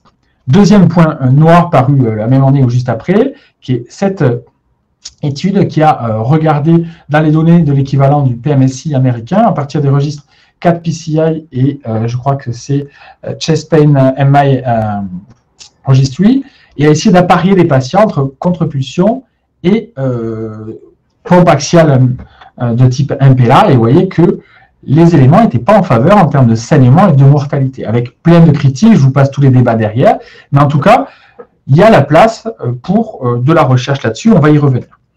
L'ECMO, vous le savez, c'est une grosse machine, très lourde au départ, puis finalement qui s'est démocratisée, qui peut se faire différemment et probablement de manière plus simple dans des services où on n'a pas besoin d'avoir des patients aussi lourds. On va aspirer dans le réseau veineux, classiquement au niveau de l'oreillette droite ou dans la veine cave inférieure, une pompe centrifuge, un oxygénateur où on peut mettre de l'oxygène et décarboxyler le sang, on peut tourner jusqu'à 5 litres, et on va, même parfois plus, réinjecter en rétrograde dans la fémorale ou l'iliaque. On peut avoir un abord fémoro-fémoral, c'est le classique, on peut avoir des canulations axillaires, là, un peu plus longues à mettre en place, mais faisables. Des complications, il y en a plus qu'avec l'MPLA, notamment hémorragique et de voie d'abord et de saignement. La problématique, c'est le flux rétrograde qui peut être à l'origine d'une compétition avec l'éjection antérograde du ventricule gauche, une augmentation de sa post-charge qui ne favorise pas sa récupération, mais qui peut être aussi à l'origine d'une distension du ventricule gauche, d'un OAP qui va aggraver le pronostic. Et donc d'un côté, on va sauver le patient parce que clairement, on a un potentiel de récupération de la défense multiviscérale qui est majeur, beaucoup de débit en oxygène, en décarboxyle, mais paradoxalement, on va pouvoir dégrader, en tout cas ne pas favoriser la récupération du VG, d'où l'intérêt de discuter des associations de machines pour décharger ce ventricule gauche. Et c'est un petit peu ce qu'avait montré cette étude, où dans des chocs cardiogéniques d'étiologies diverses, 132 patients sous ECMO, on voyait que les patients qui avaient une défense monoventriculaire gauche qui avaient été mis sous ECMO réno-artérielle avaient un moins bon pronostic, et ça sortait en analyse multivariée. Alors, comment on fait? Finalement, on fait plus qu'on faisait avant, mais plus des hauts débits d'ECMO, on tourne plutôt à 2,5 litres, 3 litres, parfois 2 litres. On essaie de lutter contre la surcharge de ces patients. On va faire des échos répétés pour rechercher les patients qui sont plus à risque et pour lesquels on sera plus dans la surveillance rapprochée, notamment une UTV sous-aortique basse, une pression pulsée basse, les cardiopathies dilatées, et puis pas hésiter à aller vers la décharge si on sent que le patient se dirige vers un OAP, s'il thrombose son VG ou le culot aortique. Et différents types de décharges existent, on y reviendra. Il n'y a pas de niveau de preuve élevé à l'heure actuelle et c'est une affaire quand même hyper spécialisée et d'équipe. Alors les données sur le sujet, il y en a peu, c'est que des études observationnelles. Ici, une méta-analyse avec globalement des résultats très difficiles à analyser parce que toutes ces études sont bien différentes, mais on a toujours un haut niveau de mortalité qui va aussi du fait de la sélection des patients les plus graves, mais probablement aussi de la technique en elle-même, ou en tout cas de la manière de l'appliquer. Et alors si on regarde versus contre-pulsion, je ne vous ferai pas l'affront de lire cette méta-analyse, il y a très peu de patients, versus MPLA, très peu de patients, et donc très difficile à dire. Il va nous falloir des data randomisés. Il y a des études américaines, des études européennes en cours, une étude française qu'on attend depuis quelques années, qui s'appelle l'étude encore, qui, je l'espère, nous amèneront des résultats. Alors, quand c'est qu'il faut penser à l'assistance cardio-circulatoire, ben, le patient a risque de faire un choc, clairement non. Celui qui débute son choc, beaucoup de questions, des études en cours sur le sujet. Le patient en choc, là, peut se poser la question. Avant les inotropes, certains posent la question. En tout cas, le patient qui a des inotropes de la noradrénaline, il faudra ne pas savoir trop monter les doses, d'autant plus s'il se détériore. Et puis, les patients qui sont en train de se cracher, eux, il faudra la mettre, mais avec des résultats qui seront clairement pas bons, puisqu'on les met probablement trop tard. Ce qui est important quand on parle d'assistance cardio-circulatoire dans le choc, c'est de bien avoir en tête qu'un patient sur deux au départ, à peu près, va mourir. Donc, chez un patient qui est destiné à mourir, si on lui apporte un espoir avec une assistance, même si elle a des complications, tant mieux, on lui fait gagner de la marge. Par contre, pour un patient qui, dès le départ, ne devait pas mourir, parce que dans son choc, il allait s'en sortir, lui mettre une assistance et potentiellement l'exposer à des complications imméritées qui vont être responsables d'une mortalité propre, et donc être l'effet inverse de ce qui est recherché. Donc, quand on regarde nos deux assistances, on va avoir l'MPLA qui a clairement un effet de décharge, qui va diminuer les pressions et les volumes du ventricule gauche, diminuer le travail cardiaque, mais qui n'a pas la possibilité d'oxygéner, de décarboxyler, et potentiellement des débits un peu moins élevés, en tout cas pour la forme percutanée. L'ECMO, elle, clairement, support circulatoire, support en même temps qui est hémodynamique, mais aussi respiratoire. La problématique, c'est qu'on n'est pas un réel support, en fait, d'un point de vue décharge VG. Donc, que faire en pratique? On a des complications qui sont différentes, probablement plus importantes avec l'ECMO. Certaines études comme celle-ci montrent une mortalité hospitalière après appariement sur les data de ce grand registre américain plus importante avec l'ECMO. Une étude française de l'équipe de Lille montrait l'inverse. Ce qui est certain, c'est qu'avec l'MPLA, il va falloir accepter que pour un patient sur 4 ou sur 3, on aura besoin secondairement d'escalader le support pour une ECMO. Mais en soi, est-ce que c'est grave? Et cette étude nous le montre bien.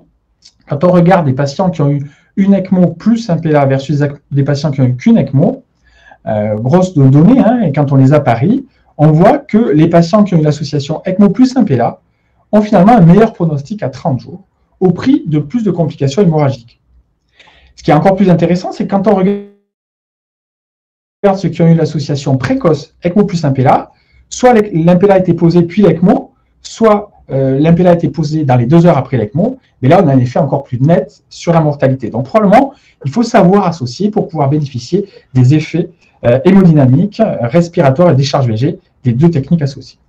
Et clairement, c'est ce que nous avait montré l'équipe de Montpellier il y a quelques années, hein, c'est que des patients en bleu qui avaient une MPLA au départ, en rouge au départ une ECMO, au fur et à mesure des jours, on peut être amené à combiner dans un sens ou dans un autre, soit pour décharger l'ECMO, soit pour implémenter l'MPLA. Et finalement, c'est ça qui va nécessiter des équipes multidisciplinaires spécialisées et expertes. Alors, pour quel projet on va devoir faire ça? On va devoir le faire soit pour un projet de récupération, dans la majorité des cas, ischémique, myocardite, soit un projet d'emblée de transplantation ou de pont vers une assistance chronique, et ce sera notamment le cas pour les patients qui ont une décompensation aiguë sous forme de choc cardiogénique, d'une insuffisance cardiaque chronique. Et parfois, dans certains cas, mais qui doivent rester rares, c'est en attendant de pouvoir comprendre ce qui se passe et ce qu'on pourra faire, notamment chez les patients jeunes. Tout ceci, en tout cas, va nécessiter une équipe multidisciplinaire et experte. Alors, on l'a vu, c'est un continuum. Donc, on va, au fur et à mesure de l'augmentation du chiffre de lactate, de l'aggravation du choc et de la nécessité d'inotropes et de vasopresseurs, discuter les deux types d'assistance en se basant sur le choc lui-même, mais aussi sur l'expertise et les disponibilités locales en termes d'assistance pour s'adapter aux patients et au lieu dans lequel on se situe. On a cette revue toute récente parue il y a 15 jours dans le JACC, qui permet un petit peu de préciser avec des chiffres, et c'est la première fois à ma connaissance, et de manière assez intéressante, comment un petit peu s'orienter. Chez le patient qui a un arrêt cardiaque réfractaire, clairement, l'assistance, c'est l'ECMO. Le patient qui a une défaillance respiratoire sévère, l'assistance, c'est l'ECMO. Le patient qui a une défaillance respiratoire modérée du fait de l'OAP, on pourra se diriger vers de l'assistance monoventriculaire gauche, notamment si les paramètres de fonction VD sont bons à l'échographie ou en technique invasive. Pour les formes biventriculaires ou défaillance droite associée, en fonction des capacités locales, soit une association de double impella, je trouve que c'est en tout cas très cher et probablement très invasif, soit tout simplement de l'ECMO, en sachant associer une technique de décharge, si nécessaire, secondairement. Alors, est-ce qu'il y a des patients où il faudra implanter précocement? C'est la question notamment dans le choc cardiogénique ischémique, comme on a pu le voir. Et clairement, chez ces patients, on pourra le discuter avant l'angioplastie ou per-angioplastie chez les patients qui sont en choc cardiogénique classique, avant même les inotropes, pour stabiliser la situation. Ça peut être chez les patients avec une anatomie coronaire compliquée, si on a une défaillance VG qui est majeure, avec ce tronc commun hypersérique et une droite inexistante que nous a montré François tout à l'heure, d'autant plus on a une stabilité hémodynamique ou respiratoire malgré les techniques initiales. Les techniques initiales qui sont la gestion de la volémie, la gestion de la sédation, la gestion de l'oxygénation, notamment chez ces patients, en plus des vasopresseurs. Évidemment, les patients qui ont un abord vasculaire compliqué, François nous l'a montré, l'équipe qui n'est pas expérimentée, qui n'a pas l'habitude, et si ça doit décaler trop la réalisation de l'angioplastie, ça devra nous amener à attendre. Ce qui est certain, c'est que pour pouvoir discuter tout ça, il faudra une équipe multidisciplinaire, il faudra aussi une approche monitorage et diagnostic multiparamétrique, clinique, biologique. Il faudra appuyer sur 2 points, le lactate, répété, la SVO2 ou la SCVO2, répété, l'échographie, et je pense que l'évaluation hémodynamique invasive, au tout départ ou dans les suites précoces, au moins de la PVC dans la pression veineuse centrale, sur la voie centrale, et de la PTDVG lors de la choro, peuvent nous aider à prendre des décisions et à adapter. Donc, je ne vais pas rentrer dans les détails parce qu'on ne va pas avoir le temps de ce protocole, mais vous pouvez retrouver pour nous aider face à un patient qui a une assistance à implémenter soit vers de la sédation pour diminuer la consommation d'oxygène, soit vers de la déplétion ou du remplissage pour gérer la volémie, qui est nécessaire pour des patients qui sont sous une assistance monoventriculaire gauche notamment, soit pour implémenter vers de l'assistance biventriculaire chez ces patients-là et nous adapter dans la prise en charge. Ce qui est certain, c'est qu'il va falloir faire une organisation territoriale, et ça, les Français, on n'aime pas trop, parce que tout le monde veut avoir son centre, mais il est important pour pouvoir avoir ce niveau de compétence, au vu du faible niveau de preuve et du niveau d'expertise que ça nécessite, d'avoir des centres experts qui combinent toutes ces compétences, et ceci 24/24, 7 sur 7, avec un réseau local qui permet de discuter avec les centres dits de niveau 2 qui ont l'angioplastie, mais pas forcément d'assistance sur place, ou en tout cas d'équipe pour pouvoir assurer le suivi derrière. Et donc, c'est l'exemple de l'équipe de Détroit qui a monté ce protocole, qui s'est désormais étendu au niveau national aux États-Unis. L'objectif, c'était d'avoir des critères simples pour l'identification précoce du choc, transfert précoce au cath lab. On met en place cathé artériel voie centrale, on mesure la PTDVG et on fait une écho rapide. Si le débit est bas ou la PTDVG est élevée, on place l'impella, on fait la choro, on dilate, et puis ensuite on fait un cathé droit pour savoir un petit peu comment on fait la suite. Et eux ont pu montrer dans leur expérience, localement, une amélioration très significative de la survie. Et ce qui est intéressant, c'est qu'ils ont mis en place, au niveau d'un peu plus de 28 centres maintenant aux États-Unis, ce protocole avec les critères d'exclusion et d'inclusion que je vous mets là, et on voit une nette diminution de la mortalité de patients qui sont sévères. Le lactate était à 6, 85% étaient sous inotrope. Donc clairement, pour optimiser la prise en charge des patients en choc cardiogénique, il faut des protocoles, il faut diagnostiquer précocement, donc y penser. Il faut une évaluation multiparamétrique à la fois pour le diagnostic et le suivi. On a 2 assistances globalement, l'ECMO veineuse artérielle, l'impella, qui peuvent être combinées, qui peuvent être dans le temps différentes, qui peuvent être isolées en fonction des centres, mais qui doivent être maîtrisées. Et clairement, à l'heure actuelle, c'est le choc cardiogénique qui échappe au traitement médical initial, avec une question pour le choc cardiogénique ischémique d'une mise en place précoce. Et puis surtout, on va nécessiter des datas randomisées pour pouvoir avancer. Et notamment, j'espère, le début de l'étude ULIS qui vise à inclure des patients en choc cardiogénique ischémique sur table de coronarographie avec l'implantation précoce d'une impella CP en sus d'un traitement protocolisé du choc cardiogénique. Et ça, c'est l'équipe du groupe USIC sous la houlette de Laurent Bonello à Marseille qui a mis en place ce PHRC qui devrait débuter, on l'espère, dès la fin du Covid. Voilà, merci beaucoup. Merci beaucoup Clément. Il y a quelques questions dans l'assistance. En particulier, on te demande l'intérêt d'une combinaison éventuelle ECMO-véno-veineuse qui permettrait l'oxygénation et Impella pour permettre le débit et la décharge. Alors, ECMO véno-veineuse et Impella. Alors attends, j'ai un problème parce que voilà, je reviens. ECMO véno-veineuse et Impella, certains l'ont fait. C'est une équipe italienne qui fait pas mal ça, parce qu'ils sont sur un centre qui est interventionnel et avec une grosse réanimation, et ils ne font pas d'ECMO véno-artérielle sur place. Ça a un sens, hein, ça a un sens. Après, ça fait double machine, double circuit, double abord. Je ne sais pas si ça fera intérêt versus une ECMO véno-artérielle classique. Probablement qu'on aggrave, en tout cas on a un risque d'aggraver les complications. Je n'y vois pas. Soit c'est de l'OAP, l'Impella à bon débit va permettre de décharger, de gagner sur le respiratoire, soit c'est une déférence respiratoire propre. Ça peut le faire, ça peut s'associer. Alors, tu as une autre question qui te demande quand est-ce que tu envisages la mise en place d'une Impella avant angioplastie. Alors, je ne sais pas si c'est angioplastie dans un contexte de choc ou je suppose que la question porte plutôt sur l'angioplastie programmée. Alors, je vais répondre sur l'angioplastie programmée, c'est compliqué parce qu'on a une approche en France. Moi, je ne suis pas cardiologue interventionnel, pour ceux qui ne me connaissent pas, mais je suis plutôt celui qui vient ce qu'on appelle. Dans une angioplastie programmée, on est à Toulouse, mais je crois que c'est le cas quand même en France, très restrictif parce qu'on a des hémodynamiciens qui sont quand même techniquement plutôt doués et on n'a pas les problématiques d'assurance que peuvent avoir les Américains. Donc, on est quand même sur des cas très particuliers avec des FE et des débits cardiaques très altérés et des réseaux anatomiques coronaires très compliqués. D'autant plus s'il se rajoute du diabète et du rein. Donc, nous, par exemple, on fait une vingtaine d'Impella pour du choc par an. On fait une angioplastie protégée par an. Pour ce qui est du choc, par contre, de plus en plus dans le choc ischémique, on fait la choro, on pose l'Impella et on continue, sauf si c'est vraiment un truc très localisé, facile d'accès, niveau proximal avec une droite qui est propre et une CX propre. Mais sinon, de plus en plus, on essaie de la mettre rapidement. En tout cas, plutôt NOD et pas d'inotrope et plutôt Impella. Alors, en attendant que le docteur Herpin se connecte, peut-être encore deux questions courtes. Est-ce que tu vois une contre-indication à l'ECMO véno-artérielle dans un syndrome coronarien qui serait compliqué d'une rupture de pilier? Alors, là, ma réponse, elle est clairement l'ECMO véno-artérielle isolée, oui. En fait, on va avoir clairement une augmentation de la post-charge. Et sur une rupture de pilier, on va avoir deux choses. On va avoir une élévation de la PT-DVG et des PCP, donc un véritable OAP d'emblée du fait du mécanisme, en plus du bas débit antérograde. Donc, quand on n'a pas autre chose, la stratégie, de toute façon, c'est le bloc. C'est l'urgence, elle est chirurgicale, on ne pourra pas faire autrement. Donc, la stratégie ECMO pour aller au bloc, pourquoi pas, mais il va falloir une décharge d'emblée avec, en fonction des moyens, des dispos, une contre, une Impella. Une Impella peut se faire. La problématique de l'Impella sur une rupture de pilier, c'est qu'on a un risque quand même, au moins théorique, d'avoir une aspiration des débris et du pilier lui-même dans le mécanisme même de l'Impella. Donc ça fait partie, ça, avec les CIV, des zones où il y a beaucoup de discussions. L'Impella, d'un point de vue baisse de la PT-DVG, est très séduisante, mais le risque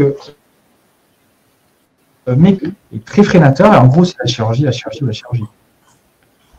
Pour le pilier, en tout cas. C'est excellent parce que tu as répondu à plusieurs questions en même temps. Je laisse peut-être la parole à Alexandre s'il veut ajouter des choses. Non, mais c'est très intéressant. On voit bien qu'on pousse les limites de l'utilisation de ces systèmes. Mais en attendant que Antoine se connecte, moi, ce que je retiens quand même globalement, et on peut dire qu'au moins tous les trois, on est d'accord, et puis on voit bien que dans les questions qu'on reçoit, on est d'accord là-dessus. Aujourd'hui, il faut qu'on évite de monter les catécholémies trop haut. Et on voit bien qu'il y a besoin de tout le monde, en fait, d'avoir des systèmes qui nous permettent de rebondir et surtout d'éviter de monter des catécholamines trop haut. Donc après, effectivement, il y a des niches qui sont plutôt chirurgicales. Moi, je crois que je suis à fond, c'est ce qu'on disait dans notre guidelines. Quand il y a une cause chirurgicale, il faut l'emmener au bloc opératoire et il ne faut surtout pas perdre de temps. Non. La seule question en fait qui est soulevée assez régulièrement, c'est pour les centres qui ne sont pas avec une chirurgie cardiaque sur site, c'est comment on fait pour transférer. Mais ça reste encore un peu comme la tamponnade avec pas d'expertise locale pour drainer. On fait ce qu'on peut. Soit une contre-pulsion, soit en tout cas, il ne faut pas que ça presse pas du temps. Le plus important, c'est la chirurgie. Et peut-être qu'il faut mettre un tuyau, donc intuber le patient, une grosse PEP et de la NAD modérément et transférer rapidement. C'est là où les protocoles qu'on a tous évoqués les uns après les autres sont hyper importants, locaux et puis régionaux, pour organiser ces transferts et pour prendre en charge ces patients. Alors, Antoine Herpin qui va nous faire un super topo sur comment diagnostiquer le choc cardiogénique chez l'insuffisance cardiaque chronique, et on va dire en 2021. Donc, tu vas nous faire un truc très moderne. Alors, écoutez, donc, je vais avoir le plaisir finalement de clôturer cet échange au lieu de l'introduire. Donc voilà, les aléas effectivement de se véhiculer en 2 roues à Bruxelles, en fait, voilà, peu importe. Donc le topo, comme vous l'aviez déjà introduit, est effectivement ce genre de patient-là. Donc, ce patient, vous connaissez bien de vos réunions d'insuffisance cardiaque multidisciplinaire. Ce patient qu'on qualifie en anglais de frequent flyer, il est déjà venu plusieurs fois pour une décompensation. Il revient et il a, comme toujours, une fraction d'éjection extrêmement abaissée. Il a son syndrome cardio-rénal qui est peut-être un petit peu péjoré par rapport aux autres fois. Et on se demande si oui ou non, cette fois-ci, il est en choc cardiogénique. D'aucuns remarqueront qu'il a peut-être un lactate à 2,3, d'autres diront qu'il urine encore. Et donc, c'est vraiment typiquement ce patient-là dont on va discuter maintenant, par opposition, je pense, par rapport aux patients plus contrastés que vous avez dû discuter dans l'heure précédente, à savoir les patients donc, qui arrivent de manière un peu catastrophique après un infarctus aigu du myocarde compliqué d'un choc cardiogénique. Et donc, il faut savoir que ce n'est pas tout à fait trivial, effectivement, d'adresser ce problème des chocs cardiogéniques chez des patients qui sont en insuffisance cardiaque chronique ou en insuffisance cardiaque avancée. Et comme vous allez voir dans les 2 slides qui vont suivre, c'est effectivement une problématique d'un point de vue épidémiologique est en grande croissance. Alors, on peut incriminer évidemment différentes explications. D'une part, il y a heureusement sans doute une diminution proportionnelle, quand même tout doucement, bon emballant, des patients qui compliquent leur infarctus aigu du myocarde d'un choc cardiogénique, et ça c'est dû à l'amélioration de la prise en charge globale des STEMI, la revascularisation précoce, etc. Il y a évidemment aussi un peu en miroir une augmentation de l'amélioration de ces patients, en règle générale, qui souffrent d'insuffisance cardiaque chronique et qui donc survivent entre les plus longtemps et sont plus à risque finalement un jour ou un autre de dévisser. Peut-être plus trivial et peut-être plus dépendant en fonction des centres où vous travaillez, mais il est à noter qu'évidemment les patients qui ont une cardiopathie congénitale, eh bien forcément depuis quelques décades, survivent maintenant de plus en plus et finalement arrivent à l'âge adulte et terminent dans un petit peu ce même entonnoir finalement des patients en insuffisance cardiaque chronique également. Enfin, il faut noter une augmentation de l'incidence des cardiopathies dilatées pour différents facteurs qui sont bien au-delà du topo d'aujourd'hui, mais donc ça contribue quand même, après les cardiopathies ischémiques, grandement à l'insuffisance cardiaque chronique.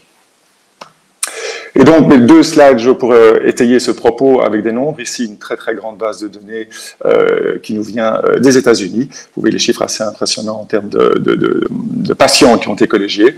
Et vous voyez qu'effectivement, depuis grosso modo une quinzaine d'années, sur les 10 années qui sont décrites ici, on voit progressivement la part qui est liée au choc cardiogénique et à l'infarctus aigu du myocarde qui diminue et progressivement, forcément, l'autre qui augmente. Alors, un poil plus récent peut-être, ici, ce sont nos collègues de la Mayo Clinic qui ont revu l'ensemble de leurs patients admis en choc cardiogénique, donc dans leur unité propre de soins intensifs cardiaques. Et vous voyez là aussi que dans ces histogrammes, la partie bleue qui est donc réservée uniquement à un choc cardiogénique qui est lié à un syndrome coronarien aigu, eh bien cette proportion diminue au fil du temps, avec de nouveau en miroir, proportionnellement, les autres causes qui augmentent chez nos patients en insuffisance cardiaque chronique ou en insuffisance cardiaque chronique compliquée d'un syndrome coronarien aigu.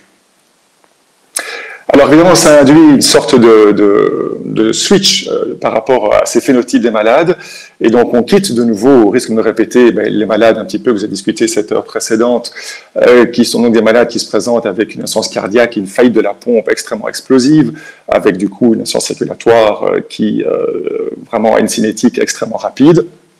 associé du coup généralement aussi à une réaction inflammatoire très importante, entre autres liée à la nécrose du myocarde, et avec du coup des résistances vasculaires systémiques parfois un petit peu plus basses. Ces malades qui ont donc des infarctus aigus de myocarde compliqués d'un choc cardiogénique ont donc du coup souvent forcément des comorbidités cardiovasculaires qui amènent à ces coronaropathies. Ils sont donc plus âgés aussi également. Tout ce que je vous dis ici étant basé essentiellement sur deux grands registres. Le premier étant le CARD-SHOC, que vous connaissez bien, publié déjà en 2015, donc registre européen, et l'autre qui étant une analyse plus récente nord-américaine de Thayer et Kapoor, qui a été publiée dans Circulation il n'y a pas très longtemps. Évidemment, il y a un biais dans l'appréciation aussi des malades qui ont un choc cardiogénique lié à un infarctus aigu du myocarde. C'est évidemment la complication fréquente d'un arrêt cardiaque et d'une longue réanimation cardio-pulmonaire. Et enfin, il est à noter, et ça je l'ai évidemment encore remarqué une dernière fois en préparant ce topo, qu'évidemment cette population-ci est bien plus facile à étudier car plus homogène et est donc le fruit de beaucoup plus de littérature, que ce soit en termes de registre d'essais cliniques, ce qui est évidemment l'inverse pour la population de nos malades en choc cardiogénique lié à une insuffisance cardiaque chronique ou une insuffisance cardiaque avancée. Ici, évidemment, la cinétique va être différente. On est plus dans un continuum, comme je vous le disais très brièvement en introduction, avec des patients qui finalement vont et viennent avec une fonction cardiaque qui périclite et qui, à un moment ou à un autre, vont tomber de la falaise, entre guillemets. Et ceci est en fait le témoin, du coup, d'une propriété qu'il faut connaître pour ces malades-là, c'est qu'ils ont généralement une réserve fonctionnelle cardiovasculaire moindre et qu'ils ont aussi une réponse moindre aux traitements, en tout cas médicaux. Et il y a différents facteurs qui caractérisent finalement leur insuffisance cardiaque chronique. Il y a évidemment une certaine désensibilisation de récepteurs adrénergiques. Il y a ce principe effectivement que leurs mécanismes de compensation neuro-hormonaux sont un petit peu en bout de course. Mais enfin, néanmoins, ces patients généralement ont quand même une résistance vasculaire systémique un peu plus augmentée que les autres lorsqu'ils arrivent en choc cardiogénique. Ils ont évidemment, pour la plupart d'entre eux, si on a bien travaillé, déjà bénéficié d'introduction de la plupart des médicaments liés à la prise en charge de l'insuffisance cardiaque, fraction d'éjection ABC. Et alors enfin, typiquement, et ça de nouveau, ça ressort de tous ces registres, on voit bien que ces malades ont, comme le patient de nouveau que je vous montrais à l'introduction, évidemment une fraction d'éjection beaucoup plus basse que les patients qui viennent après un infarctus aigu du myocarde compliqué d'un choc cardiogénique et qu'ils ont des gros moulins avec vraiment des ventricules gauches qui sont tout à fait dilatés. Ce qui complique notre appréciation de leur état ou pas en hypoperfusion, en choc cardiogénique, c'est qu'ils ont généralement déjà à bord, de manière chronique, un certain degré évidemment d'insuffisance rénale et ou de foie de stase, qui évidemment va compliquer l'analyse biologique des dysfonctions d'organes chez ces malades. Et enfin, à l'inverse des précédents, au niveau de l'arrêt cardiaque, ils ont heureusement, pour la plupart de nouveau, si nous avons bien travaillé, un défibrillateur interne automatique. Alors, c'est très important, évidemment, de reconnaître, comme d'habitude, l'émergence d'un choc cardiogénique chez ces malades. L'idée étant que, malgré tout ce que je viens de vous dire, ces malades ont heureusement une bonne réponse au traitement et surtout au support circulatoire mécanique transitoire, si jamais la gravité de l'insuffisance circulatoire le justifie. Et ce sont des données que vous voyez ici qui commencent à émerger, de papiers plus ou moins récents, vu que la plupart datent d'il y a moins de 5 ans, mais qui montrent que, grosso modo, ces malades ont au moins une survie équivalente, voire généralement même une meilleure survie que les malades en choc cardiogénique liés à un infarctus aigu du myocarde qui sont mis sous un support circulatoire mécanique transitoire. Alors, ça nous amène donc à la question de comment diagnostiquer le choc cardiogénique. Alors, évidemment, qu'il y ait choc cardiogénique, il va falloir à un moment ou à un autre apprécier le fonctionnement de la pompe cardiaque. Et à ce titre-là, le débit cardiaque et sa mesure en tant que telle est évidemment, j'enfonce une porte ouverte, est évidemment un élément assez important. Et comme vous le verrez dans les slides qui suivront, il est sans doute plus pertinent, évidemment, que la mesure de la tension artérielle, malgré tout ce qu'on a retrouvé précédemment dans de nombreuses guidelines ou critères d'inclusion pour des registres. Je tiens à préciser au passage, et de nouveau, désolé pour la répétition, que la fraction d'éjection est souvent abaissée chez nos malades et que, comme vous le voyez ici dans ce papier déjà vieux de Reynolds, elle ne représente en rien un critère intéressant pour pouvoir diagnostiquer le choc cardiogénique, et étant souvent chroniquement abaissée en plus chez nos patients en insuffisance cardiaque avancée, et de nouveau, la présentation étant assez large chez ces malades en termes de fenêtres de valeur de fraction d'éjection. Le point qui est utile aussi, évidemment, à retenir, deuxième la palissade, peut-être, pour la mesure du choc du débit cardiaque, est évidemment l'utilité de pouvoir mieux caractériser nos malades entre ce qu'on appellera un choc cardiogénique pur et un choc qui serait éventuellement mixte avec un overlap par rapport à un choc distributif lié soit à l'ischémie-reperfusion et à la circulation de débris tissulaires, soit carrément à une infection et un véritable overlap avec un choc septique. Et enfin, évidemment, on peut toujours se tromper tromper et avoir en face de nous simplement un choc septique pur. Et les données que vous trouvez ici dans cette répartition en fromage, dirons-nous, viennent de données toutes récentes qui sont publiées donc par nos collègues nord-américains sur base de nouveau d'un large registre qui comportait plus de 1400 patients en choc cardiogénique. Vous voyez bien la proportion des différentes entités. Par contre, et c'est peut-être là qu'il y a des choses à préciser, certainement pour les plus jeunes qui nous écoutent, il y a beaucoup de désavantages à vouloir se baser sur le débit cardiaque, et en tout cas certainement si on ne prend que cette variable-là, c'est qu'évidemment, elle représente isolément, et donc c'est-à-dire s'il n'est pas associé, par exemple, à la saturation veineuse en oxygène, comme on le décrira dans quelques minutes, une variable tout à fait arbitraire, et qu'il faut donc au contraire contextualiser par rapport aux demandes métaboliques du malade. Et donc il y a vraiment bien là-dedans, je pense, une notion qu'il faut souligner entre la différence d'avoir pour les besoins pragmatiques, je dirais d'études ou de registres, un cut-off, une valeur seuil qu'à un moment il faut écrire noir sur blanc sur papier, avec effectivement souvent un débit indexé par exemple, inférieur à 2,2 litres par minute par mètre carré de surface corporelle, par rapport à ce qui se passe dans la vraie vie. Et donc là, vraiment, c'est quelque chose qui est encore bien souligné, comme vous voyez dans la référence du milieu de page ici, par les toutes dernières positions de la Société européenne de cardiologie avec la task force de son comité de l'insuffisance cardiaque, où vraiment on souligne que des variables isolées au niveau hémodynamique, que ce soit le débit cardiaque ou la congestion, ne sont pas obligatoires pour poser le diagnostic de choc cardiogénique, qui est un diagnostic clinique, comme on le verra dans les minutes qui suivent. Enfin, il est à noter, mais c'est peut-être plus une problématique pour nos collègues nord-américains, que les patients obèses, mais obèses morbides, ont effectivement, du coup, subissent une sorte de sous-estimation de leur réel apport en oxygène quand on utilise des valeurs indexées à surface corporelle. Mais ça, c'est une problématique peut-être un petit peu plus rare. Enfin, pour revenir au point qui nous occupe ce soir par rapport à ce topo, soulignons quand même que souvent les patients qui sont en insuffisance cardiaque chronique ou avancée, qui sont admis peut-être d'abord en cardiologie, vont être essorés, entre guillemets, par des moyens médicamenteux ou mécaniques, et que parfois le débit cardiaque, forcément, peut être transitoirement biaisé avec une précharge qui serait peut-être moins optimale que dans d'autres circonstances. La pression artérielle, donc ça c'est vraiment très clairement quelque chose qui de nouveau malheureusement, entre guillemets, a figuré dans bon nombre de critères d'admission pour des essais cliniques ou des registres, mais qui est vraiment un guide extrêmement faible pour diagnostiquer le choc cardiogénique, et ce encore plus pour les malades en insuffisance cardiaque chronique. Et donc l'idée ici, grosso modo, c'est qu'on peut avoir différents cas de figure.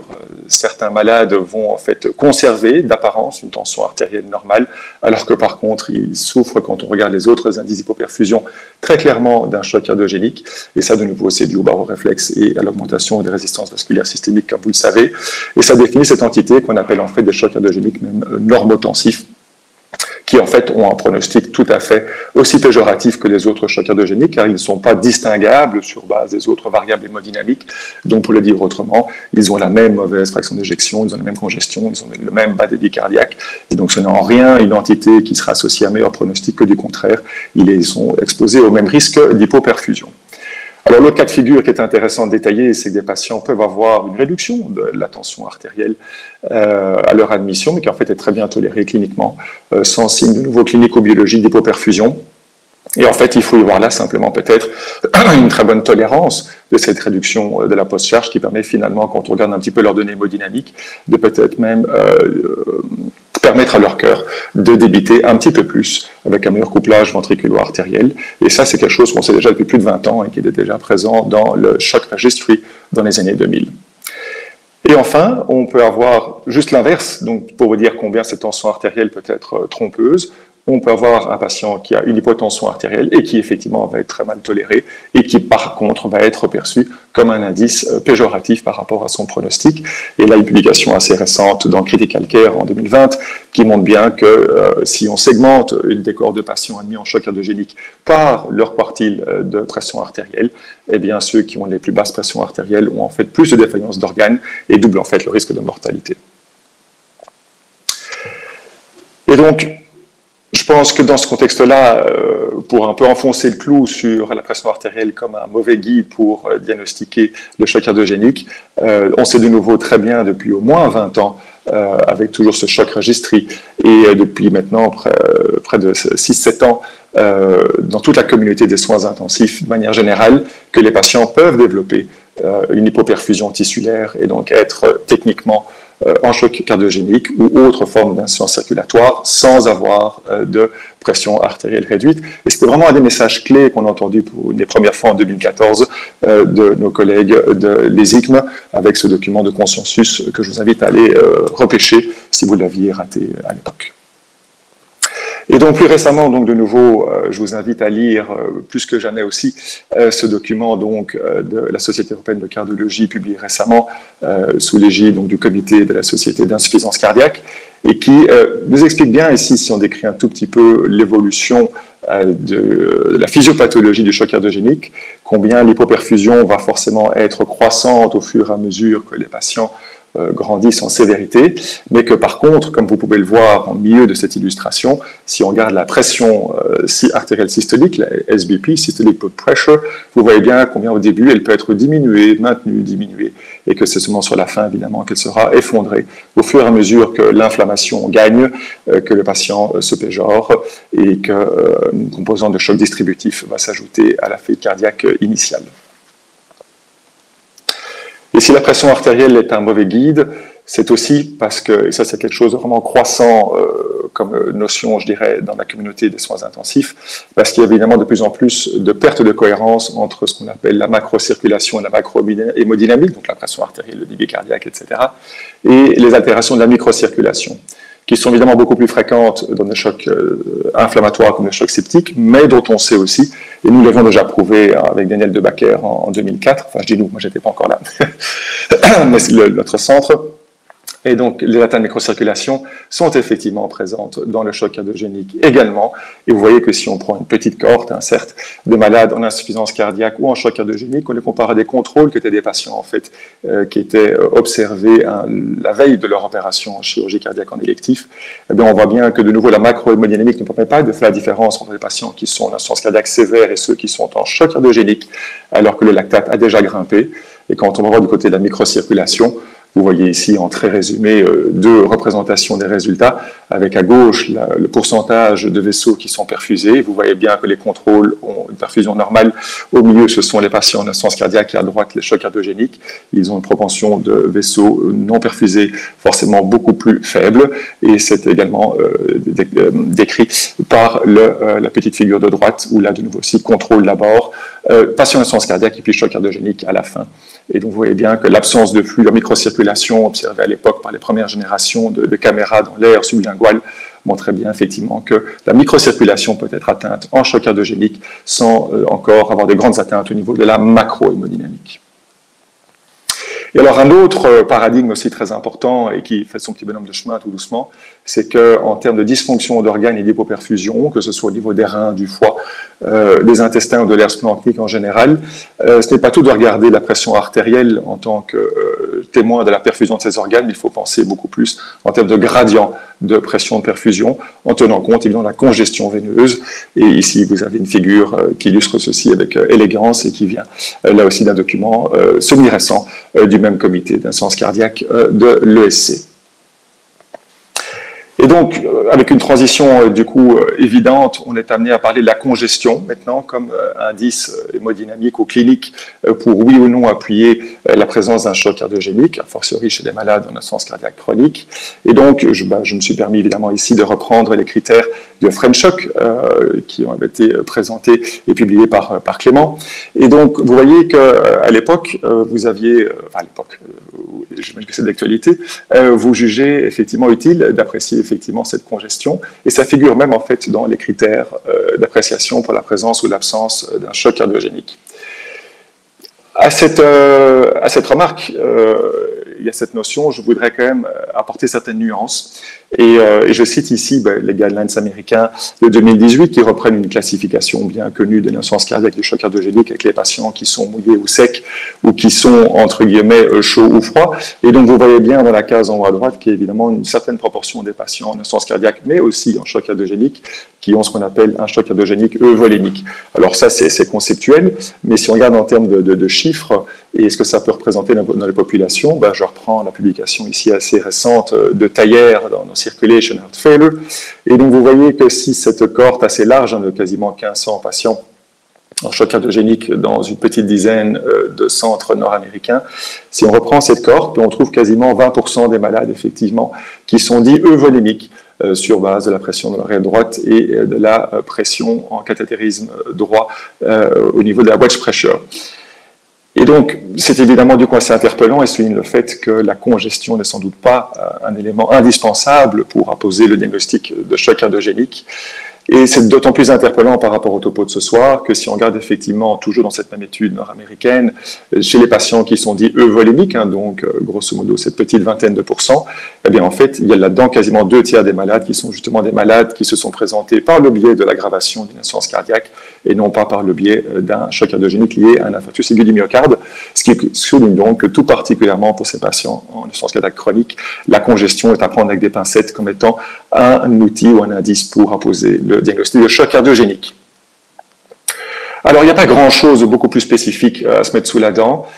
J'aime néanmoins bien cette petite étude, déjà assez ancienne, d'une trentaine de malades, une petite cohorte monocentrique, admis aux urgences. Vous voyez de nouveau que finalement, tous les marqueurs de macrohémodynamique sont tout à fait identiques et que si on s'en tient à cet esprit-là pour trier ces malades lors de leur admission, malades qui sont connus pour une insuffisance cardiaque, effectivement, pression d'éjection ABC, eh bien, on peut louper une partie assez importante qui serait finalement déjà en choc cardiogénique avec une hyperlactatémie assez flagrante, comme vous le voyez ici.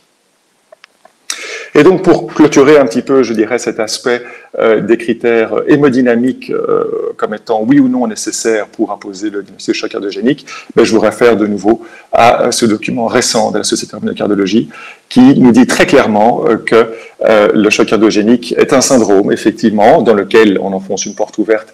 Il y a évidemment un débit cardiaque inadéquat, avec un problème évidemment une pathologie cardiovasculaire qui prédomine, mais que c'est vraiment l'atteinte de la perfusion tissulaire et du métabolisme de l'oxygénation des cellules qui va être l'élément clé, avec l'hyperlactatémie qui va du coup en découler. Ceci étant dit, les choses ne sont pas si simples que ça, et dans ce même document, on souligne encore qu'il y a beaucoup de choses à creuser au niveau des preuves pour soutenir cette nouvelle, entre guillemets, ou toute dernière mouture de la définition du choc cardiogénique. Et comme vous le voyez, il y a notamment le problème de savoir combien d'éléments biologiques ou biocellulaires sont nécessaires pour appuyer cette hypoperfusion tissulaire, et nous y reviendrons maintenant dans la fin justement de cet exposé. Et je tiens à vous signaler justement que si on veut avancer dans cette hypoperfusion cellulaire, il est de bon ton, comme souvent finalement aux soins intensifs, de s'aider de la physiologie. Et je ne peux que vous recommander de lire ce papier de nos collègues de Stanford, publié dans le journal canadien de cardiologie, et qui va vraiment illustrer bien à propos ce que je vous montrais ici à présent, à savoir les différents indices biocellulaires ou biologiques d'hypoperfusion. Avant d'attaquer donc tout ce qui est lactate SVO2, gradient veno-artériel en CO2, je tiens juste à préciser, on va dire, Antoine, oui. On ne voit plus les diapos. Ah, tiens. Alors, rien n'a changé chez moi. Je vais l'arrêter, le relancer. Vous voyez mon PowerPoint en mode non-présentation ? Ah non, on voit rien. Je peux te dire que le public est très très très motivé parce qu'on a très très vite reçu beaucoup de... en disant Antoine, les références canadiennes. Alors, je vais repartager mon écran.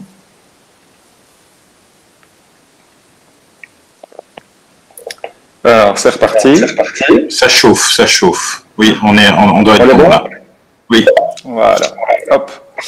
Voilà. Donc oui, magnifique papier effectivement de l'équipe de Stanford de François Haddad, qui vraiment, donc comme je vous le disais, décrit avec beaucoup de justesse toute cette problématique justement de l'hypoperfusion tissulaire.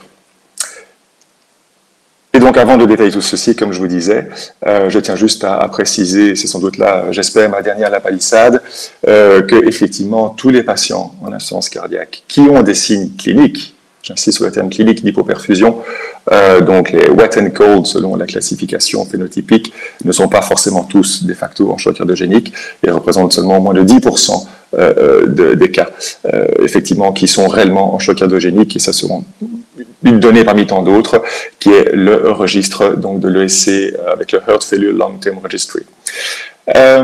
Ceci dit, c'est pas non plus anodin de se retrouver avec des signes d'hypoperfusion en étant en insuffisance cardiaque, et comme ce même papier vous le montre ici, avec la répartition des odds ratio, vous voyez bien que lorsqu'on est en catégorie cold, quelle que soit l'autre variable, on a toujours un pronostic moins bon, même après ajustement pour différentes variables confondantes.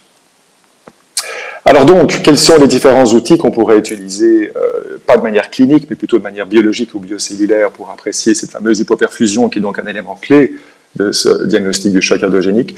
Donc, on commence par le plus facile, le plus simple, celui qui est connu de tous, qui est donc effectivement le lactate. J'irai très vite sur les avantages, tout le monde le sait. Sa production est liée à un switch vers un métabolisme anaérobique au niveau cellulaire. Il a évidemment une très grande explosivité en termes de production, et donc ça c'est assez agréable. Il n'y a pas de décalage entre le problème et la mesure biologique. On sait de nombreux papiers, études, registres, etc., qu'effectivement sa valeur absolue, tant que sa clearance par la suite, sont utiles en termes de pronostic, et c'est quelque chose qui est démocratique, facilement disponible, peu invasif, etc. Ce qui est peut-être un peu moins connu, ou qui en tout cas mérite très clairement d'être souligné, c'est le revers de la médaille par rapport au lactate. Et quelque chose qui, je pense, a encore du mal un petit peu à diffuser auprès de nos collègues et dans la communauté en général, ce sont les faux positifs, c'est-à-dire une hyperlactatémie flagrante, alors qu'on n'a plus d'augmentation contemporaine à ce moment-là d'un métabolisme anaérobique et d'une production donc, de lactate qui est vraiment liée à une hypoperfusion tissulaire. Et je pense qu'un des éléments très importants là-dedans qu'il faut retenir, c'est effectivement la stimulation adrénergique bêta-2, qui va en fait entraîner une glycolyse aérobique, j'insiste sur le terme aérobique. Et cette stimulation bêta-2 adrénergique, elle peut tout aussi bien être endogène parce que le malade a sécrété lui-même ses propres catécholamines que liée aux catécholamines que nous allons lui perfuser. Et ça passe par une production musculaire, entre autres, avec une augmentation de la sodium-potassium ATPase de manière très claire. Ça va aboutir, mais ce n'est pas la seule cause, potentiellement à une saturation d'une enzyme qui est à l'entrée du cycle de Krebs, qui est la pyruvate déshydrogénase, et qui va donc faire bifurquer tout cet excès de pyruvate vers la lactate déshydrogénase, qui elle fonctionne bien, et qui va donc transformer le pyruvate en lactate, et qui va donc donner entre guillemets une fausse hyperlactatémie par rapport à ce qui nous intéresse. Et l'autre point, mais qui est toujours forcément intimement lié à la production, c'est aussi la rapidité à laquelle notre corps va métaboliser ce lactate, et donc c'est évidemment par le foie, que cela se produit, et ceci peut évidemment se faire à des degrés divers en fonction de la fonction hépatique. Et donc, c'est une illustration de ce que je viens de vous dire, et ça me permet au passage de souligner les travaux aussi de l'équipe de Bruno Lévy, qui ont bien mis en évidence progressivement tout ce problème, entre guillemets, ou en tout cas, cette caractéristique de la stimulation bêta-adrénergie qui peut donner une hyperlactatémie aérobique et non pas anaérobique.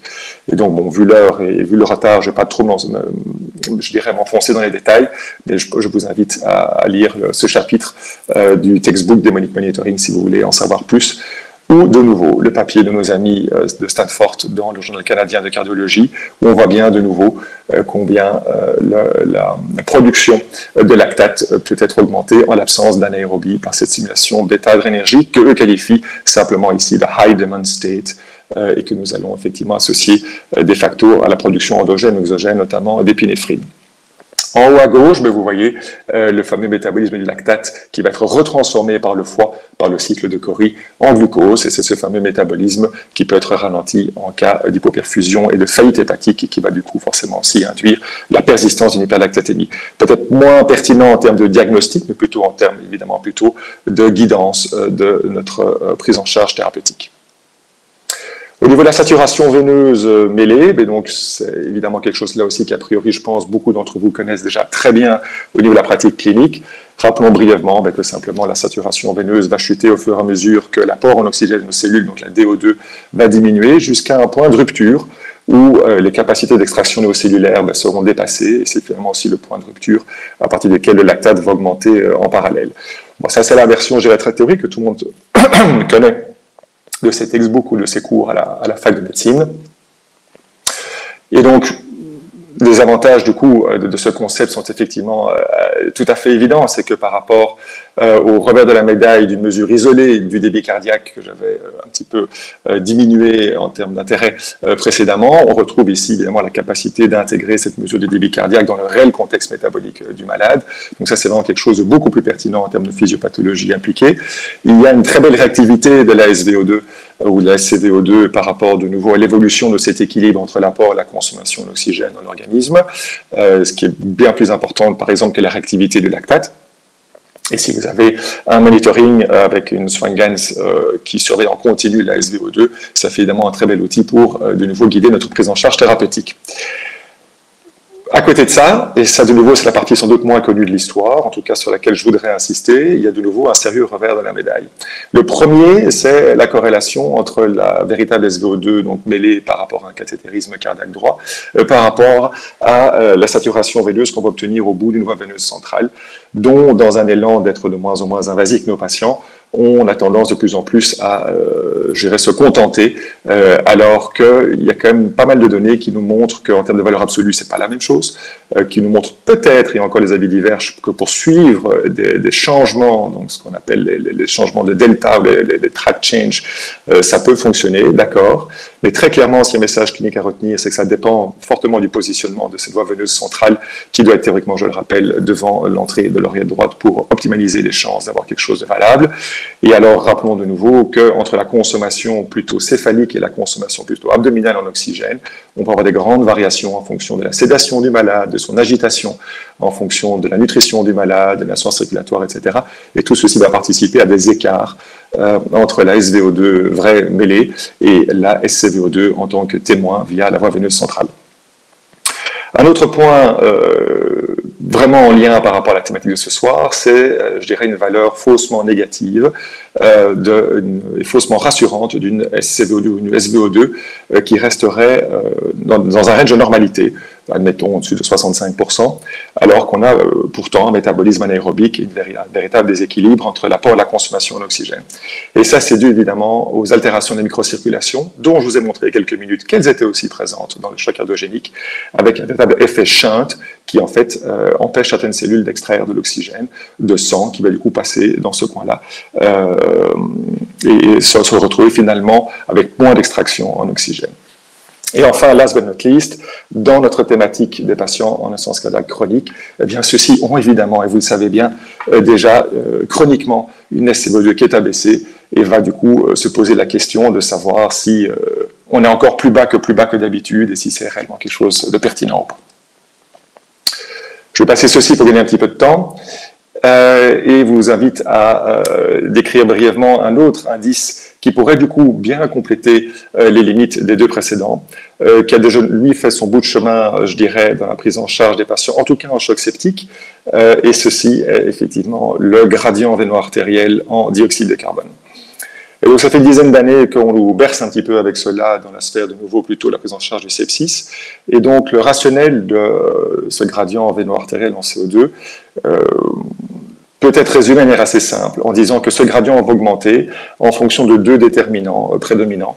Le premier, ça va être une diminution du débit, et du flow, dans le sens plus large du terme, et de ce débit de CO2 vers les poumons, où le CO2 va être exhalé et éliminé. Et donc, du coup, à ce titre, toute diminution du débit cardiaque va de facto augmenter ce gradient véno-artériel en CO2. Vous, entre guillemets, éliminez moins les débris cellulaires par rapport au métabolisme, qui, au passage, peut être parfois augmenté. L'autre point, et de nouveau, tout est dans tout, et c'est de nouveau une histoire d'atteinte de la microcirculation, où on va avoir effectivement, comme j'ai montré, une difficulté d'attraper cette hypoperfusion tissulaire et ce métabolisme anaérobique juste en regardant des marqueurs qui sont liés à l'oxygénation, c'est-à-dire la SVO2. Mais par contre, ici, vu que le CO2 lui diffuse très très bien, on va pouvoir, malgré les shunts qui sont présents dans les altérations de microcirculation, quand même capturer le CO2 qui est produit en excès par ces cellules qui souffrent malheureusement d'un métabolisme anaérobique. Et donc, avec ces deux mécanismes, on comprend maintenant aisément qu'une augmentation de ce gradient, c'est-à-dire au-delà de 6 mmHg de mercure, entre la pression partielle veineuse ou artérielle en CO2, va être associée à une hypoperfusion tissulaire et donc potentiellement un choc cardiogénique. Il y a un revers à la médaille par rapport à cet indice, c'est que si jamais il est bas, on ne peut pas exclure la présence en fait de métabolisme anaérobique si jamais le débit cardiaque est extrêmement généreux et qu'on a un large phénomène de washout. Ça, c'est la théorie et qui, de nouveau, s'applique plutôt plus aux patients en choc septique. Et très clairement, ici, pour notre thématique de ce soir du patient en choc cardiogénique, je ne vois pas comment on pourrait avoir d'un côté une suspicion de choc cardiogénique et de l'autre un état hyperdynamique avec un washout et un gros débit cardiaque. Donc, on peut refermer cette parenthèse assez rapidement. Enfin, dernier point, et qui clôture cet aspect peut-être complexe pour certains, donc du métabolisme anaérobique, il s'agit du quotient respiratoire. Alors, je vous présente ça, et là, vous vous dites, OK, là, il veut vraiment nous perdre, c'est la fin de la journée, il est presque 20 heures, qu'est-ce qu'il nous fait? Mais donc, ce n'est pas si compliqué que ça en a l'air, finalement. Il faut juste comprendre que si on passe dans un métabolisme anaérobique, on va avoir une production de protons, et donc une production d'acides qui vont du coup être captés comme tampons par nos cellules, et ça va aboutir à une production augmentée de gaz carbonique. Et donc, on peut simplifier, c'est ce qui est marqué sur la partie droite ici de cette figure. Et donc, on peut simplifier en fait cette appréciation du quotient respiratoire qui va donc détecter ce décalage entre la VCO2 et la VO2 par une simplification mathématique telle que je l'ai décrit ici. D'abord, si on fait le ratio entre VCO2 et VO2, on a le débit cardiaque au numérateur et dénominateur, donc on peut le faire tomber. Et donc on se retrouve, comme vous le voyez au milieu de cette figure, comme je le reprends en détail sur la partie droite de la slide, on se retrouve finalement avec un rapport entre le contenu veineux et artériel en CO2, et de l'autre côté, en dessous de la barre de fraction, le contenu artériel et veineux en oxygène. Alors heureusement pour nous, on a des données assez fortes qui nous montrent que le gradient entre le contenu veineux et le contenu artériel en CO2 peut être raisonnablement approximé par le gradient simplement des pressions partielles entre la pression veineuse et la pression artérielle en CO2. Et donc on retombe en fait sur ce gap CO2 dont je vous parlais il y a 2 minutes, qui va devenir donc la partie supérieure de ce ratio. Et donc en dessous, la différence entre le contenu artériel et le contenu veineux en oxygène, eh bien là aussi on peut rapidement simplifier les choses en considérant que la partie d'oxygène dissoute dans le sang est tout à fait négligeable, en considérant que l'hémoglobine est constante forcément dans les deux camps, au niveau artériel et au niveau veineux, et qu'enfin, la saturation en oxygène est en fait raisonnablement proche de 100% chez la plupart de nos malades, et que donc finalement, ce qui va largement déterminer cet écart entre le contenu artériel et veineux en oxygène, c'est surtout en fait finalement la SVO2. Et donc pour en fait faire de tout ceci une histoire beaucoup plus simple et beaucoup plus courte, utiliser ce surrogate du quotient respiratoire, c'est en fait combiner, je dirais, les informations d'un côté du gap en CO2 et de l'autre côté de la SVO2. Alors, c'est quelque chose de plus récent, évidemment, comme réflexion, mais il est à noter qu'il y a quand même déjà 2 papiers qui ont apprécié ce genre de réflexion, un petit peu phosphoré, j'en conviens bien, mais pour pouvoir mieux classifier nos patients, pas à visée diagnostic à ce stade-ci, mais plutôt à visée pronostic, et dans un cas, c'était sur des patients en support circulatoire de type ECMO, et dans l'autre cas, c'était par rapport à la réponse aux expansions volumiques chez des malades après chirurgie cardiaque. Et donc, en guise de conclusion, je voudrais donc vous résumer l'histoire, simplement en insistant sur le fait que pour poser donc, le diagnostic de choc cardiogénique chez le malade en insuffisance cardiaque chronique, et en fait, de manière générale, chez la plupart de nos malades, il faut d'une part une faillite de la pompe, ça c'est assez facile, et d'autre part une hypoperfusion. Et donc, pour mieux apprécier cette hypoperfusion, bien plus que les signes cliniques ou que certains signes biologiques de fonction d'organes qui vont être chroniquement altérés chez les malades en insuffisance cardiaque chronique, je vous invite à regarder donc le lactate. S'il est bas, il n'y a pas d'hypoperfusion. S'il est élevé, attention aux faux positifs qui pourraient être liés à la stimulation bêta-adrénergique. C'est de regarder la saturation veineuse en oxygène. N'oubliez pas éventuellement les faux négatifs liés aux altérations de la microcirculation. Se pose le problème évidemment de how low is low chez le patient en insuffisance cardiaque chronique. Il n'y a pas de réponse par rapport à ça. Et c'est la suite qui va surtout nous répondre, à savoir par exemple le gradient véno-artériel en CO2, qui s'il est élevé témoigne à coup sûr d'une hypoperfusion. Et s'il est bas, dans un contexte de bas débit cardiaque, comme on l'a dans le cas de l'insuffisance cardiaque, va pouvoir exclure une hypoperfusion. Et enfin, à viser peut-être plus, je dirais, d'études ou de réflexion, je vous soumets donc l'idée des témoins indirects du quotient respiratoire qui pourrait aussi nous aider à apprécier ces malades plus finement. Je vous prends encore 30 secondes simplement pour faire une micro-page de publicité pour notre laboratoire de soins intensifs que nous avons ici à Erasme, sur lequel nous étudions toutes ces thématiques sur des cochons qui sont en choc cardiogénique par ischémie-reperfusion, qu'on équipe entre autres d'Impella. Et donc, si quelqu'un parmi vous veut venir réaliser un travail de collaboration, vous êtes toujours les bienvenus. N'hésitez pas à me contacter à cette adresse email ci-dessous. Et avec ceci, je reste ouvert évidemment pour toutes les questions et réponses. Quelques questions sur les différences entre choc septique, choc cardiogénique. Parfois, c'est compliqué. Toi, dans ta pratique, ça t'est arrivé parfois de te tromper, ou en tout cas de tarder à donner un nom à une altération hémodynamique et de ne dire voilà avec certitude c'est ça ou c'est ça qu'au bout de quelques heures et en utilisant quoi comme technique? Bien sûr, donc c'est un problème fréquent, hein, surtout chez ces malades qui sont très inflammatoires, avec beaucoup d'ischémie-reperfusion. Bon, là, pour le coup, on pense peut-être plus aux malades après choc cardiogénique sur infarctus aigu du myocarde et a fortiori arrêt cardiaque. Et donc, l'exemple typique là, c'est le malade qui va faire une pneumonie éventuellement d'inhalation ou une pneumonie acquise sous ventilation de manière assez précoce. Donc là, je pense que si on veut vraiment appuyer la partie septique en termes de composantes additionnelles, on n'a pas beaucoup d'autres choix que d'être agressif au niveau de la documentation microbiologique. Parce que au niveau hémodynamique et au niveau distributif, on sait très bien qu'on peut avoir les mêmes activations tout autant avec les PAMS qu'avec les DAMS, et que s'il y a effectivement lieu de mettre des antibiotiques, c'est une partie microbiologique qui est importante. Peut-être une dernière question, mais vraiment une réponse rapide. Ouais. Voilà, on a entendu plusieurs fois choc normotensif. Est-ce que tu peux dire un mot là-dessus avant de donner le micro à François pour qu'il conclue? Oui, je pense que ce qu'il faut retenir effectivement, c'est que les résistances vasculaires systémiques peuvent maintenir une pression artérielle d'allure normale, alors qu'en termes de débit et surtout de perfusion tissulaire, on est déjà en métabolisme anaérobique, en hypoperfusion, et que donc ceci est évidemment trompeur, et que c'est tout aussi grave que les patients qui sont en choc cardiogénique avec une basse tension artérielle. François, merci beaucoup Alexandre, merci beaucoup pour le très beau topo, très complet. Alors je ne vais pas m'étendre puisque on a largement dépassé, mais ça fait vraiment le lien avec l'introduction qu'Alexandre a faite en début en disant qu'il y avait des choses assez complexes, d'autres choses relativement simples, qu'on manquait de définitions claires et consensuelles. Alors on a montré à travers les différentes présentations qu'il y avait des définitions, qu'on essayait d'avoir des définitions consensuelles et qu'il faut continuer à mieux comprendre la physiopathologie et mieux comprendre les applications cliniques.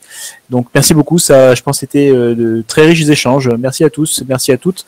On voulait remercier avec mon co-modérateur, le professeur Mebaza, la Société française de cardiologie, le groupe USIC qui nous a largement soutenus, et puis la société Atucom qui a organisé avec le soutien du laboratoire Abiomed, qu'on remercie encore pour leur très bonne organisation. Merci et bonne soirée.